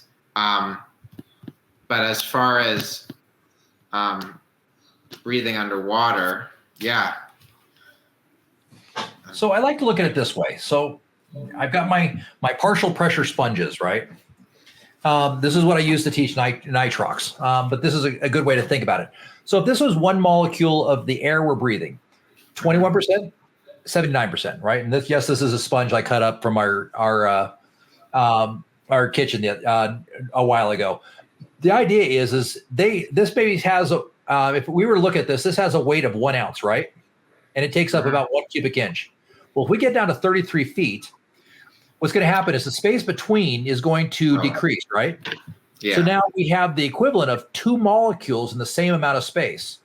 Well, we know if 1 molecule weighs 1 ounce, we know 2 molecules weigh 2 ounces, right? Mm-hmm. So 1 cubic inch of space now is equal to 2 ounces, right? So it's double the weight. Yeah. Make sense? And that's basically what we're dealing with as we go through this process. We're increasing the amount of molecules in the same amount of space, so the gas gets heavier as we go down. Gas has a weight. And it's important to note that that gas, the air we breathe, weighs about 1.293 grams per liter. Does that make sense? Right. Okay. And yes, sir. No. And what you said before about 5.6 or 6.2, why don't you want to exceed that? We're going to get to that. Those are great questions. Okay. Absolutely. So let's just kind of get into the idea of what gas weighs to start with. So for example, Oxygen by itself weighs 1.428 grams per liter. Nitrogen weighs 1.251 grams per liter. When they add those out, it's 1.293 grams per liter. So using that math, and we'll just say 1.3 for easy math today, we'll round. So if air weighs 1.3 grams per liter at 1 atmosphere, what is it going to weigh at 33 feet, at 2 atmospheres? Well, the density is, it's going to increase its density. Absolutely. So it's going to be 2.6, right? Yeah. Yeah, absolutely. So if I've got a straw and I'm trying to drink a soda pop, it goes through the straw very easily, right? Mm-hmm. How easy is it to drink tomato soup through a straw? Well, it's more difficult. Absolutely. Well, the same thing's happening with our lungs, right? Okay. Yeah. As we increase the weight of that, it takes more effort for us to exhale out the carbon dioxide out of our lungs. The work of breathing becomes much more difficult.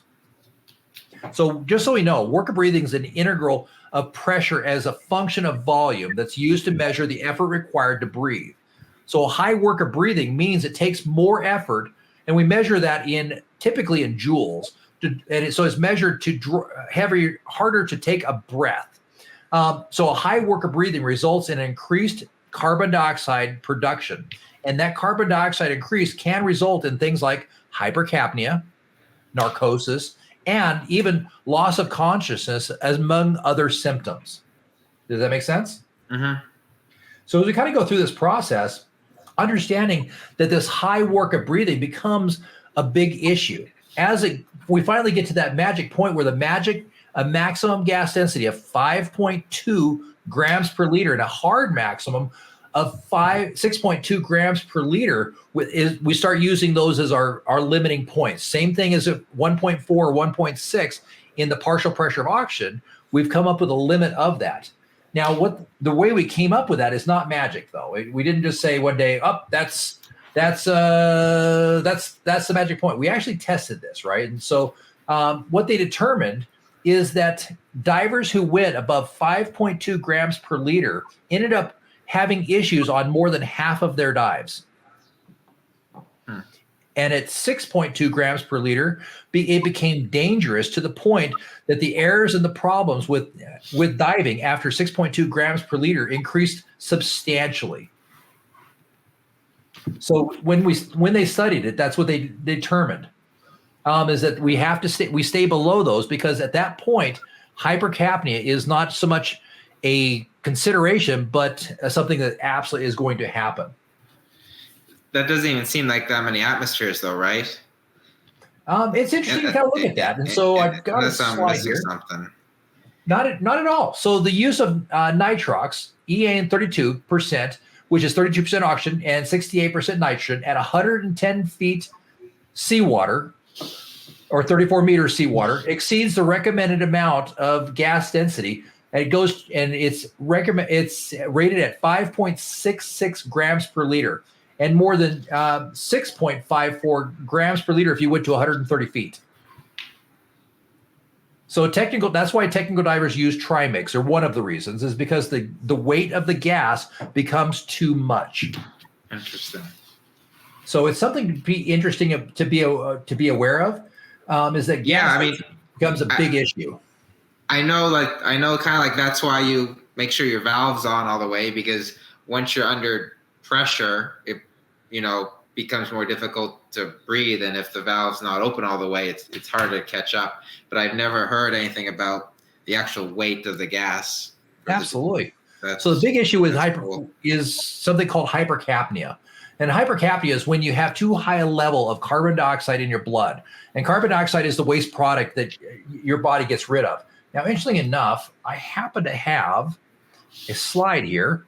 So here's the signs and symptoms of hypercapnia: lightheadedness, euphoria, slowed response, a feeling of well-being, increased judgmental errors or giddiness, deterioration of fine dexterity, fixation on ideas, time distortion, deterioration of multitask reasoning, numbness, tingling, sleepiness, inability to remember parts of the dive, confusion or brain fog, semi-conscious, distorted member of the dive. I think I got that out twice. Disorientation, paranoia, anxiety, shortness of breath, or headaches. Now, Charlie, as you look at that and read those signs and symptoms of hypercapnia, what does that sound like to you? If I just read those else, it sounds like what? Well, it sounds like everything else, but it could be decompression sickness. It could be narcosis. It could be a bunch of things. Absolutely, most likely narcosis, and because you came up with that, I just happen to have a comparison. Okay. Hypercapnia versus narcosis. Notice any similarities?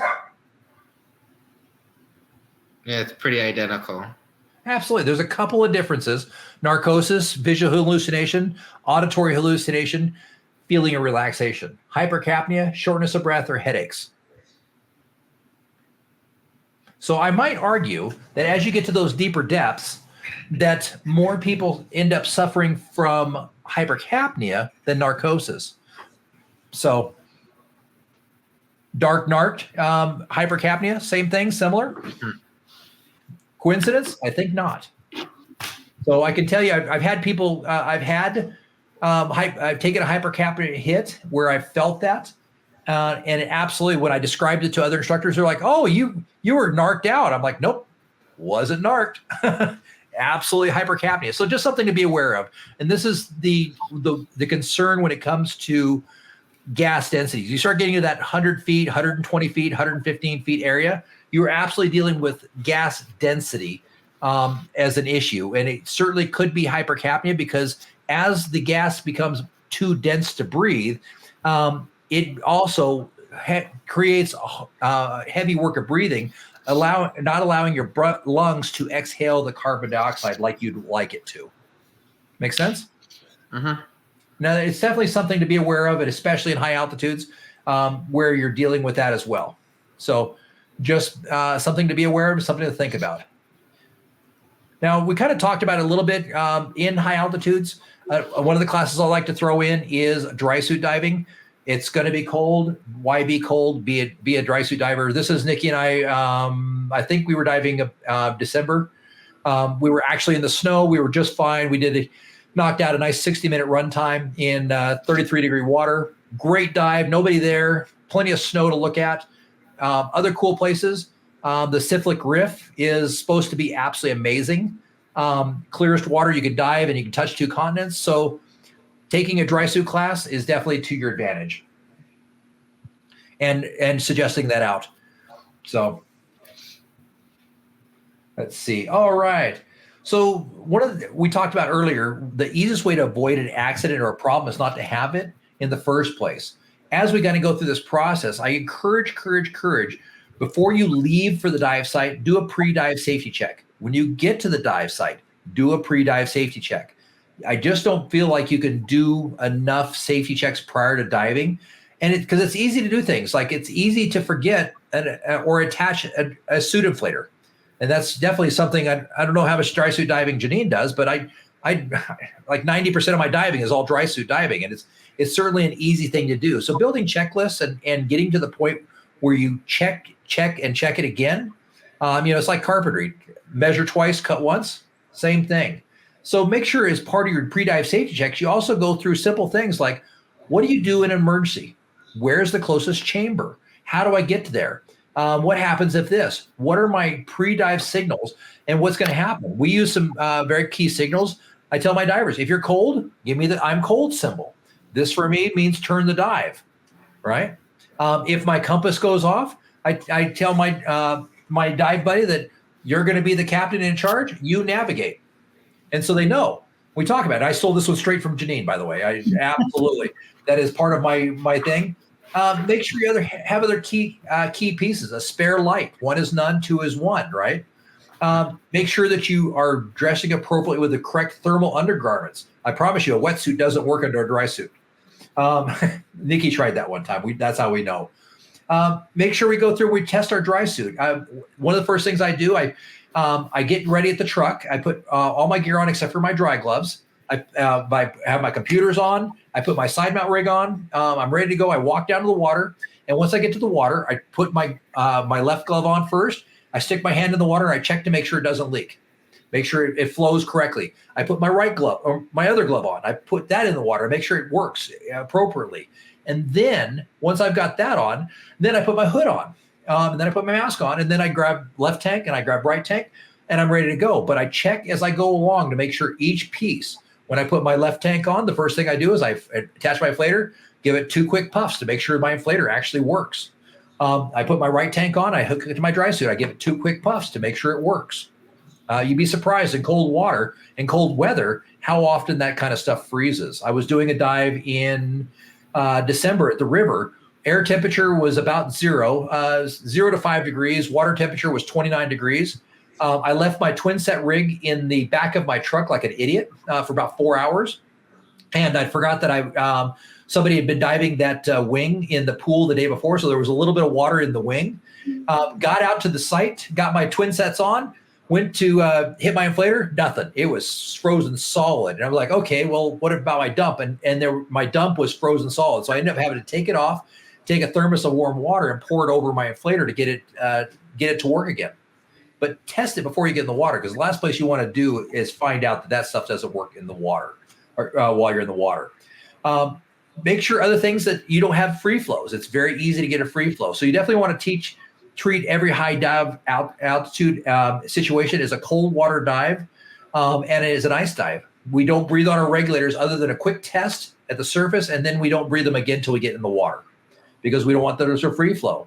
Other things to be aware of. Now, I don't teach how to inflate a DSMB like most instructors. I certainly go over the idea that, yes, you can use your safety second to fill it. Yes, you can take the regulator out of your mouth and you can breathe into it. Yes, you can take the LP hose off and you can inflate it. I discussed that briefly. Here's how I always fill my DSMBs on the surface. I make sure that I get one that has an open bottom. I stick 2 thumbs in. I turn my head to the left or to the right. I put it over my exhaust valve and I just breathe normally. Not heavy, not fast, just breathe normally. And the thought process behind that is in high altitude, you're diving much colder water. I don't think I've mentioned one cold water dive or high altitude dive over 40 degrees yet. They happen, but it's not, for me, it's not super common. The problem is that as the gas comes out of your tank, it's coming out 20 to 30 degrees colder. So the minute you take use that safety second to fill your SMB, you got 30 degrees colder than the water. And if the water is already 35, 38, 30, 40 degrees, it's now coming out at 20 degrees. You're going to have a free flow. I just had this happen. I was teaching a side mount class in dry suit this weekend. And I had one of my students, he was having a little bit of a hard time. So he yanked that safety second off, stuck it, or not the safety second, but the other regulator, stuck it in the SMB or DSMB and launched it and had an immediate free flow. So he had the opportunity to practice feathering a tank, but he came to after we got back to the surface and we talked about it. He's like, now I understand. It's amazing. And it was a nice regular set. So be aware that you need to prepare for the cold in a lot more ways than just being warm. Your gear's got to be rated for it. You've got to be prepared for it. Making sure you have good gloves. I dove cold water in a dry suit with wet gloves for years. Dry gloves were definitely a big deal change for me. Other things that I like to do, and if it's cold enough water, when I'm diving twin sets, I'll dive in FFM as well. And the reason I dive in FFM because it keeps me that much warmer as well. So be aware of that as well. So, Charlie, I'd like to ask you, how do you think redundant equipment might help you at a high altitude dive before the dive? Before the dive? Before the dive. How redundant equipment might help you before the dive. You're doing well, there's obviously more things to check, but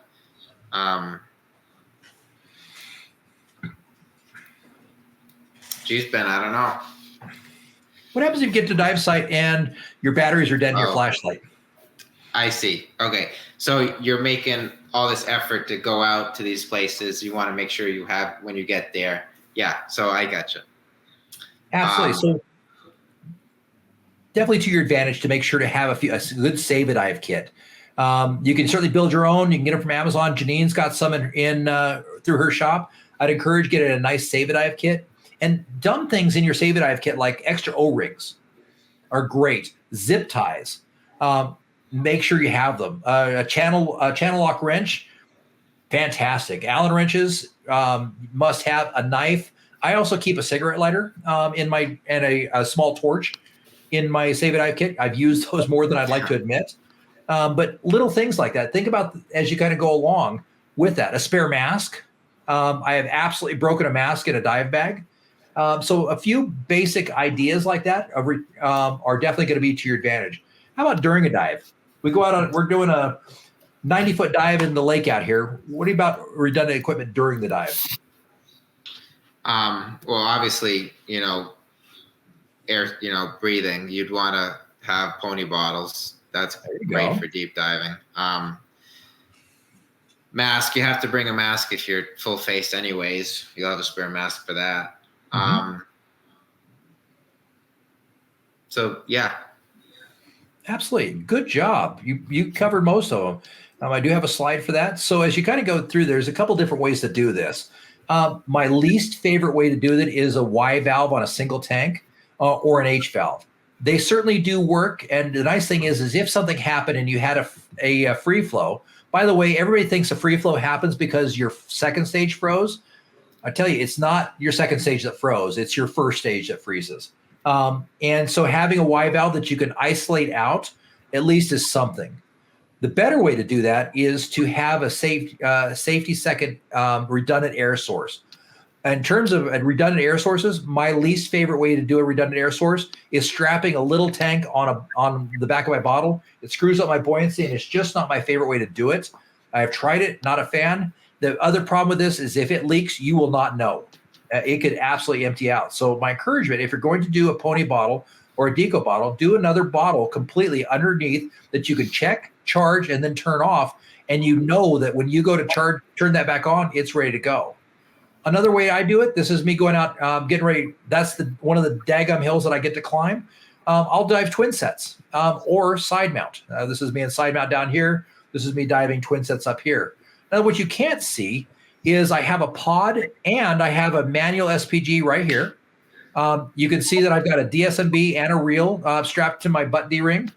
In my pocket, I also have a 250-pound lift bag and another reel. In my other pocket, I have a DSMB and a finger spool. Plus, I have a flashlight in each. I've got a flashlight on my wrist. And I've got a knife in each pocket where I can reach it as well. So I've got and a spare mask in there too. So I carry extra stuff in my pockets, but I make sure to stay as streamlined as humanly possible. This is my least favorite way of diving. I am not a fan of diving twin sets. I dive them just to make sure I keep up to date and that I'm still the king of buoyancy. I am like Janine. I would much rather dive side mount. It is only the cool kids get to dive side mount though. So just be aware. So those are some of the ideas. Setting up with an additional redundant air source. I can tell you it's absolutely a good idea to do that. And again, I tell the story with the idea that I am certified in solo diving. I was doing a dive in our local reservoir solo. I was diving a single tank with a pony. I was diving along at 108 feet, pitch freaking black with my flashlight. My flashlight died and something yanked the regulator out of my mouth at the exact same time. And so it's interesting. I did everything I trained and I teach to do. I pulled the regulator for a second. I was like, okay, it's not coming back, and I couldn't see. So the very first thing I did is I went to my redundant air source. No big deal. Put it in, cleared, charged it, got cleared up. Reached in my pocket, grabbed my spare flashlight. Figured out that my regulator had been pulled away by a tree. So the regulator was in the yoke of a branch, and so I undid that. Put my primary back in my mouth, put my safety second away, turned it back off, went back to my flashlight, turned out I had a bezel that turned it on, and it had just gotten just enough click so it turned itself off. So I turned my flashlight back on and then put my spare flashlight away. So no big deal, right? All about 30 seconds. But I was happy that I had that redundant air source because as I went through my mind, I thought, well, what happens if I pull that too hard and I pull the regulator off? Right. And certainly while it would take muscles of steel to pull a regulator off a hose. I could see that in my mind, right? But I was lucky. I had a secondary air source. So if something had happened and I'd lost all my gas, my back gas, no big deal. I would have just used my 30 cubic foot pony that I had on my side and just done a gradual ascent, done my safety stop, and no big deal. I was perfectly okay with what I was doing. So redundancy is definitely to your advantage. And accidents don't just happen for you. They certainly can happen for your dive buddy. And being prepared for a dive buddy, especially as an instructor, is definitely to your advantage. Make sense? Uh-huh. Other things, make sure you have a redundant knife in a key place. I keep a knife on my dive watch, on my Perdix. I also keep one on my chest, and I keep one on my side as well. So I can get a knife with either hand if something were to happen. I have had situations. I got tangled up in some boating rope one time at 120 feet had a hard time getting out from under it, and the knife came in tremendously handy. Other thing we kind of talked about briefly, make sure that the gear you use for high altitude diving is rated for high altitude diving. There's plenty of gear out there. For example, Aqualung M1 says it's rated for cold water. I can tell you that the few times I have dove at Aqualung M1 in cold water, they have absolutely gone to free flow on me. So I won't dive in Aqualung. This is what I dive personally. This is the Apex MTXR, and then Nikki dives the MTXRC, which are very similar, but they have a adjustment, a valve, and a venturi on the side. The nice thing with this is it's designed for cold water, and there's a lot of heat sinks all over it. And so I have yet to see any of these go to free flow. But make sure as you take your gear out that it's rated for that, and you're prepared for the type of diving you're going to do with the correct gear. So I like the Apex XTX50 and the MTXRs. I think they're absolutely wonderful, and I've had nothing but great success with them as well. Other things, make sure that you check the owner's manual of your dive computer to determine if it can be set for altitude or if you had to do that manually. This is a sample of a recreational computer made by Sunto, and you have to set it manually for altitude for it to be able to take those considerations in. Let's see. The other thing to be very, very concerned about and very aware of is that as you dive in lakes, visibility is definitely a consideration to be aware of. Most lakes, anywhere from 5 feet to 20 feet is pretty typical. I've dove lakes where I call it a braille dive. If I couldn't touch it, I didn't know it was there. And I've had such bad dives where I've had to put my computer all the way to touch my mask so I can see it. So this is Nikki diving in our local lake, and you can see how wonderful that visibility is. To give you an idea, this is what it looked like as well. Other things to be aware of in diving and lakes and high altitude is the surface swim. How far out are you going to have to swim to get to where you want to go? The interesting thing in diving lakes as well is when the wind kicks up, it's not like the ocean where there's a distance between the waves and you go high and low. Lake waves are a lot closer together, and they will beat the snot out of you. So be aware. If it's getting windy, maybe it's time to call the dive. I have a firm, fast rule that anybody can call a dive at any time for any reason without consequence, period. And so I have no problem getting down to it, seeing waves like this in a lake and saying, oh, I'm good. I don't feel like diving today. The water will be there tomorrow. Other things to be aware of, environmental conditions. We've talked about that too pretty thoroughly, I think. But be aware, not just the water is a concern, but if it's snowing, how easy is it going to be? I had a really fun, in December, I was diving the river here, and there's a little bit of a hill to go down. It was really snowy, and I was wearing twin sets. I'm telling you, my feet went one way, my butt went the other way, and I had to ask Nikki to come over and help me get up. It was extremely embarrassing. I don't want to do that again. To have to ask my wife, I've fallen and I can't get up. So be aware, environmental conditions don't just account for the water itself, but it also counts for how you're getting in and out of the water as well. Remember, the best entry is the safest and easiest, right? And so always think about that as well. Find out what the water conditions are, and then ghost nets in lakes are absolutely a hazard.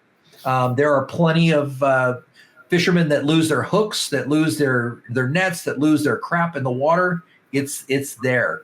A really good example of this, I was diving our local river not long ago, and I think this was 6 months ago, And we come upon, they have these 6 to 8 foot sturgeon, and they're amazing. I love diving with the sturgeon because they're a very docile fish. They'll let you saddle up right next to them, and I have the greatest conversations with these 8 foot sturgeon. But I saddled up next to the 6 foot sturgeon, and he wasn't moving at all. There was something weird about him. I just couldn't figure it out. And I was talking to him for a while, and finally I pushed him, and he pushed and he bounced right back. And what I found is he was caught up on a fisherman's hooks on some line below it, and he couldn't move, the poor little feller. And so I took and grabbed on the top as best I could. He was probably this big around, and moved him over. And I was trying to get the stupid hook out, and he all of a sudden moved. And he's 75-pound fish, right? So maybe not 70, maybe 60. I don't know. Big heavy fish. But as he moved, that fish hook went right into my thumb, right through my dry glove. I was at 95 feet in the river on a 4,700 foot elevation dive. So I can tell you, a fish hook through your dry glove will let a lot of freaking water into your dry glove. It doesn't take much. But be aware, those hooks are sharp, and they absolutely will catch you. There's also jagged things. As a metal rusts, it breaks and gets jagged. It will tear your dry suit. It will cut you, and nobody wants to get a tetanus shot if you can avoid it, right? So be aware, environmental conditions are absolutely more than just the temperature of the water or the waves conditions. They have a lot of things to be aware of. Other things type of diving or get into, river diving it's absolutely amazing, but I promise you, you need to have big kid pants on. I mean, Janine's got big kid pants, and she'll do this all day long. But for the rest of us mortals, it's definitely a big kid dive. And this is a place called Firehole River, and just north of this is a class 4.5 rapid. So be aware, currents are definitely a consideration when you're starting to get into high elevation. Make sure you have a good safe entry, good visibility, know what the water condition are. One of the interesting things that I think about currents is that currents in a river are not consistent. They don't always go in the direction you think they're going to go. A perfect example, last year I was doing a deco dive in the river, in a river not far from here, and I'd gotten down to 100 feet, and I want to say I had, 50 minutes of bottom time. And so I had about 25 minutes of deco obligation that I had to accomplish. And I came up a different route on the river along this, and there was this nice sheer wall to come up along. And it was really cool. I was enjoying it coming up, but my ceiling was 25 feet. 20 feet, I'm sorry, as I was. 25 minutes for 20 feet. And I was coming up close, and I got to about 30 feet, and all of a sudden, there was a rogue current that went straight up. A very heavy rogue current that went straight up. And so it started flushing me straight up. And the problem was I'm in a dry suit, so it flipped my feet above my head. So my head's down, my feet are up, and I grabbed onto the wall, and I found this little place that I could affix 3 fingers onto, and I was at 17 feet with 25 minutes of deco obligation ahead of me. And so I was watching my clock, and I was able to hold on to about 17 minutes before I lost my grip and it flushed me to the surface. I was able to back away from the wall, and I dropped down to 30 feet and finished my entire deco obligation and then some, and then did an extra 10-minute safety stop to make sure that I was safe. But I found a different place. But it was interesting, as I came along that wall, there was a light straight current. But when I got to that 30-foot mark, all of a sudden the current went straight up. I mean, literally straight up. It was absolutely terrifying. And I can tell you in that moment, the things that were going through my head was, my truck is 45 feet away from the shore. I've got 2 bottles of oxygen in my truck. The deco chamber is about 15 minutes from where I'm sitting. And so those are the things that are going through your mind. It can definitely be terrifying. So be aware and be prepared. And I'm happy to know that I'm prepared. Whenever I go to a dive site, I have 2 bottles of oxygen. I have an AED, a full CPR kits, suture kits, everything you can imagine in an EMT bag prepared for this, because we know that a lot of the places we go, especially Yellowstone, help is at least 20 minutes to 45 minutes away. So you're not going to be as close to where you want to be for first aid help. So I like to think of it as diver heal thyself, as be prepared for that. So as you think about your emergency procedures, know where the location of emergency services is. Where's your O2 provider kit at? Is there an AED close? What's the different distance to a pressurization chamber? Remember, stop, breathe, think, and act, but know what where your emergency things are before you have to actually need them. The last thing you want to figure out is, as you're coming out with DCS, do I have oxygen? Is there oxygen close? You don't want to have to go through that. So take your time to prepare ahead of time because it just makes it a lot easier to be aware of, right? Make sense? Yep. Again, the last thing to kind of go through today is going to be hypothermia. Remember, hypothermia is cumulative. It builds up and builds up. So as you get cold once in a dive, the next dive, you're going to be even colder. The next dive, you're going to be colder than that. I can tell you sometimes we'll go out and I'll do 2 dives in a day at our local reservoir, and I'll do my big dive first. So usually we'll do a 90-minute or 90 to 120-minute run time. Sometimes I've done up to a 3-hour run time at our local reservoir at 35 degrees. If I come back and I have to do another dive with somebody else, I'm very cognizant of that because I know I'm going to be even colder on that next dive. I don't generally do a 3-hour run time and then a 30-minute run time, but I've done 90 minutes and come back and done a shallow 30-minute dive after an appropriate surface interval. And I can tell you that 30-minute dive is 10 times colder than a 2-hour dive. So be aware. It absolutely is something to be aware of and cognizant of.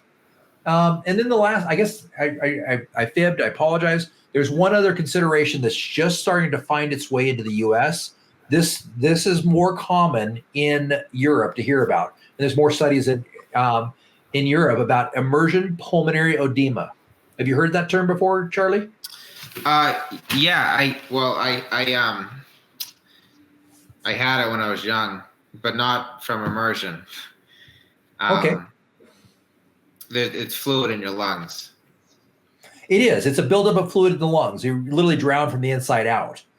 So when we immerse ourselves in cold water, the hydrostatic pressure can cause the compression of the legs of the veins to compress out and start literally bleeding water back into the lungs. Now, where the first time we really kind of noticed this, it kind of came into light, wasn't that long ago. In 2006, here's the situation. There was a dive that was at a quarry in England. It was 2 instructors and a student. They were taking out to do a deep dive class. The surface swim for this dive to get out to the 120 feet that they needed to hit was about 300 yards. So almost 1,000 feet. So a pretty good surface swim, right? Both of the instructors were wearing twin sets. That's our situation.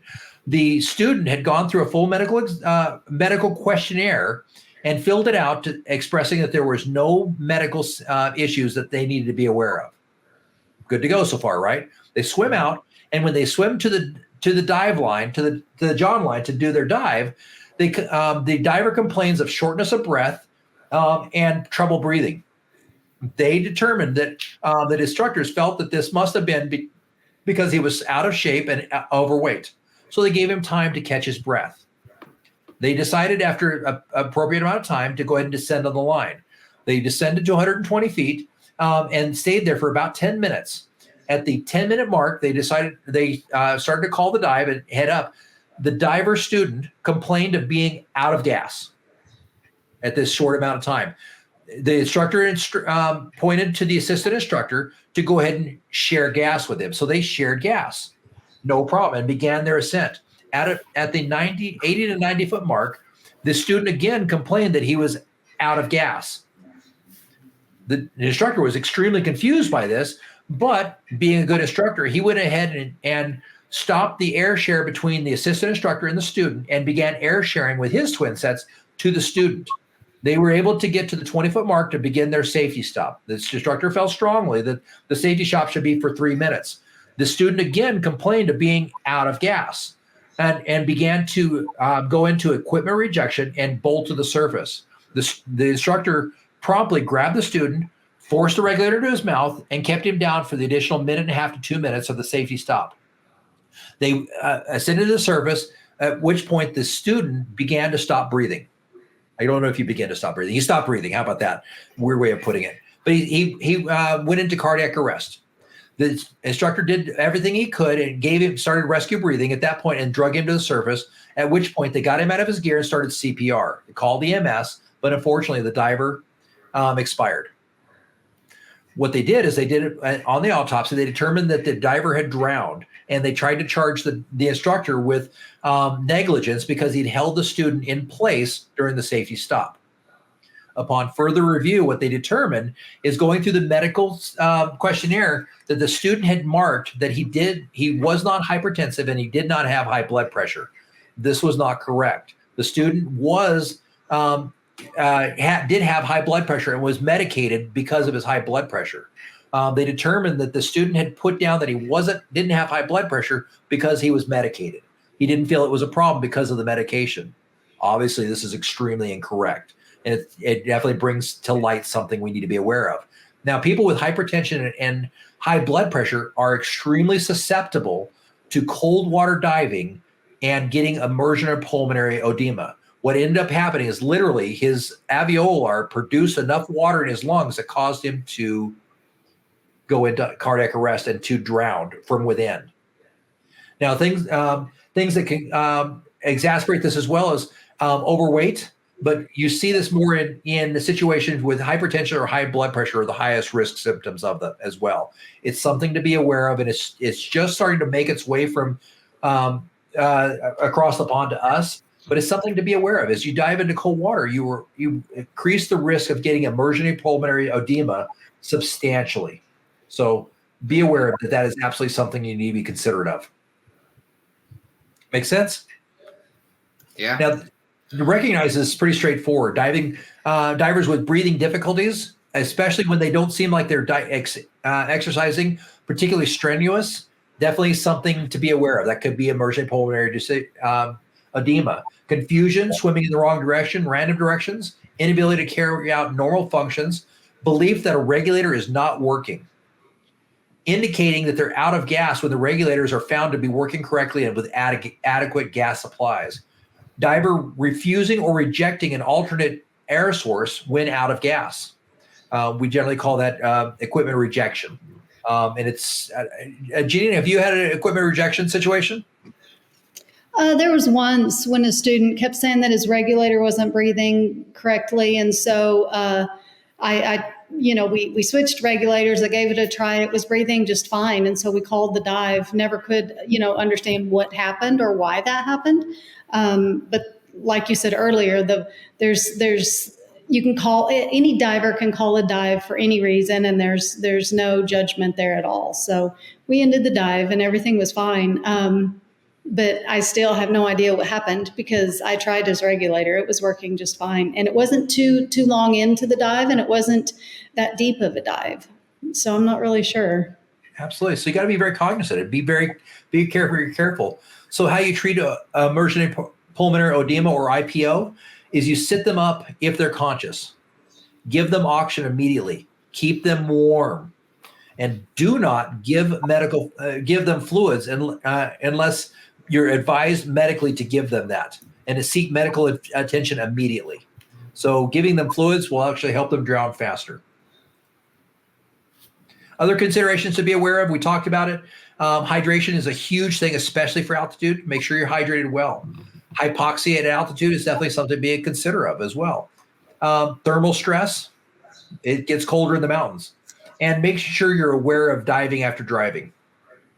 Or driving after diving. So simple enough. So summary today, we talked about a lot of things. We talked about the impact of what sea level equivalent depth is, how to adjust our dive planning on that, what to adjust our dive planning before a dive, as well as what to be aware of after a dive. At the end of this, I will send you a cheat sheet that I've made up for this that has all the math and some of the notes in it to make your life a little easier as well. And if you're going to teach this class, you're more than welcome to have a copy of my notes and my pegs. I'll be happy to send you my sled or my pegs for this. As you might have noticed, there's a lot of stuff in here that is not from SSI. And that's because it's stuff that my students call them bend mods. So I do a lot of bend mods to things to make things safer and better. So you're welcome to my stuff. I have no issues with that at all. And I just want you to teach a safe class. Sounds good. Charlie, what's two things that you pulled out of this class that you didn't know before? Well, I guess the gas density work of breathing, 6.2, 5.6, even though, you know, that's something I've never heard of before. You seem surprised I've never heard of it. Like, should I have heard of that before? It's just making its way. Janine and I have had this conversation before, and I'll send you an article I wrote for Dan on that as well to increase. It's not new research. It's 10, 15 years old, and there's still research going on it. Simon Mitchell is kind of one of the forefronts on that, but it's something that I feel strongly needs to be added more to recreational diving. And unfortunately, the agencies are slow to bring that to light. Yeah, and then obviously how to adjust the tables for altitude diving. There wasn't really. I don't think there wasn't much reading. Much. I don't even think. Is this one of those unique specialties where there's no digital materials? Yeah, there is a book in German. Okay, and even the German book is very thin. I want to say the German book is like 15 pages. And just heads up on test A from SSI. If you do, there's the final question. The only way to get the correct answer on the final question of the SSI altitude final exam is you have to use version 5 of the Navy dive tables, which are not available anymore. They're 25 years out of date. I'm super impressed with that, by the way. Oh, which version was this? You have to use version 5 of the Navy dive tables for the Navy dive manual to get the correct answer on the altitude test from SSI. Okay. So what you'll notice is in my pegs, I do an oral exam at the end of it, and I've got a final exam, and I've gone through, and all these questions are actually answerable from my information. So I do an oral exam to make sure that they understand everything, and I also have corrected tables. So this altitude pressure variation table, this is a corrected version. All the math actually works. In the Navy dive tables version 7, it does not. They don't.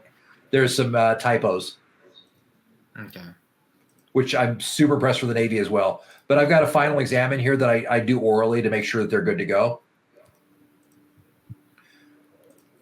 And then the last, just so you know, on my pegs, the last 4 pages or 3 pages are my cheat sheet. All I do is I save off the last 3 pages and I send it to my students. And then I have some videos that I'll show during my class as well of actual altitude diving.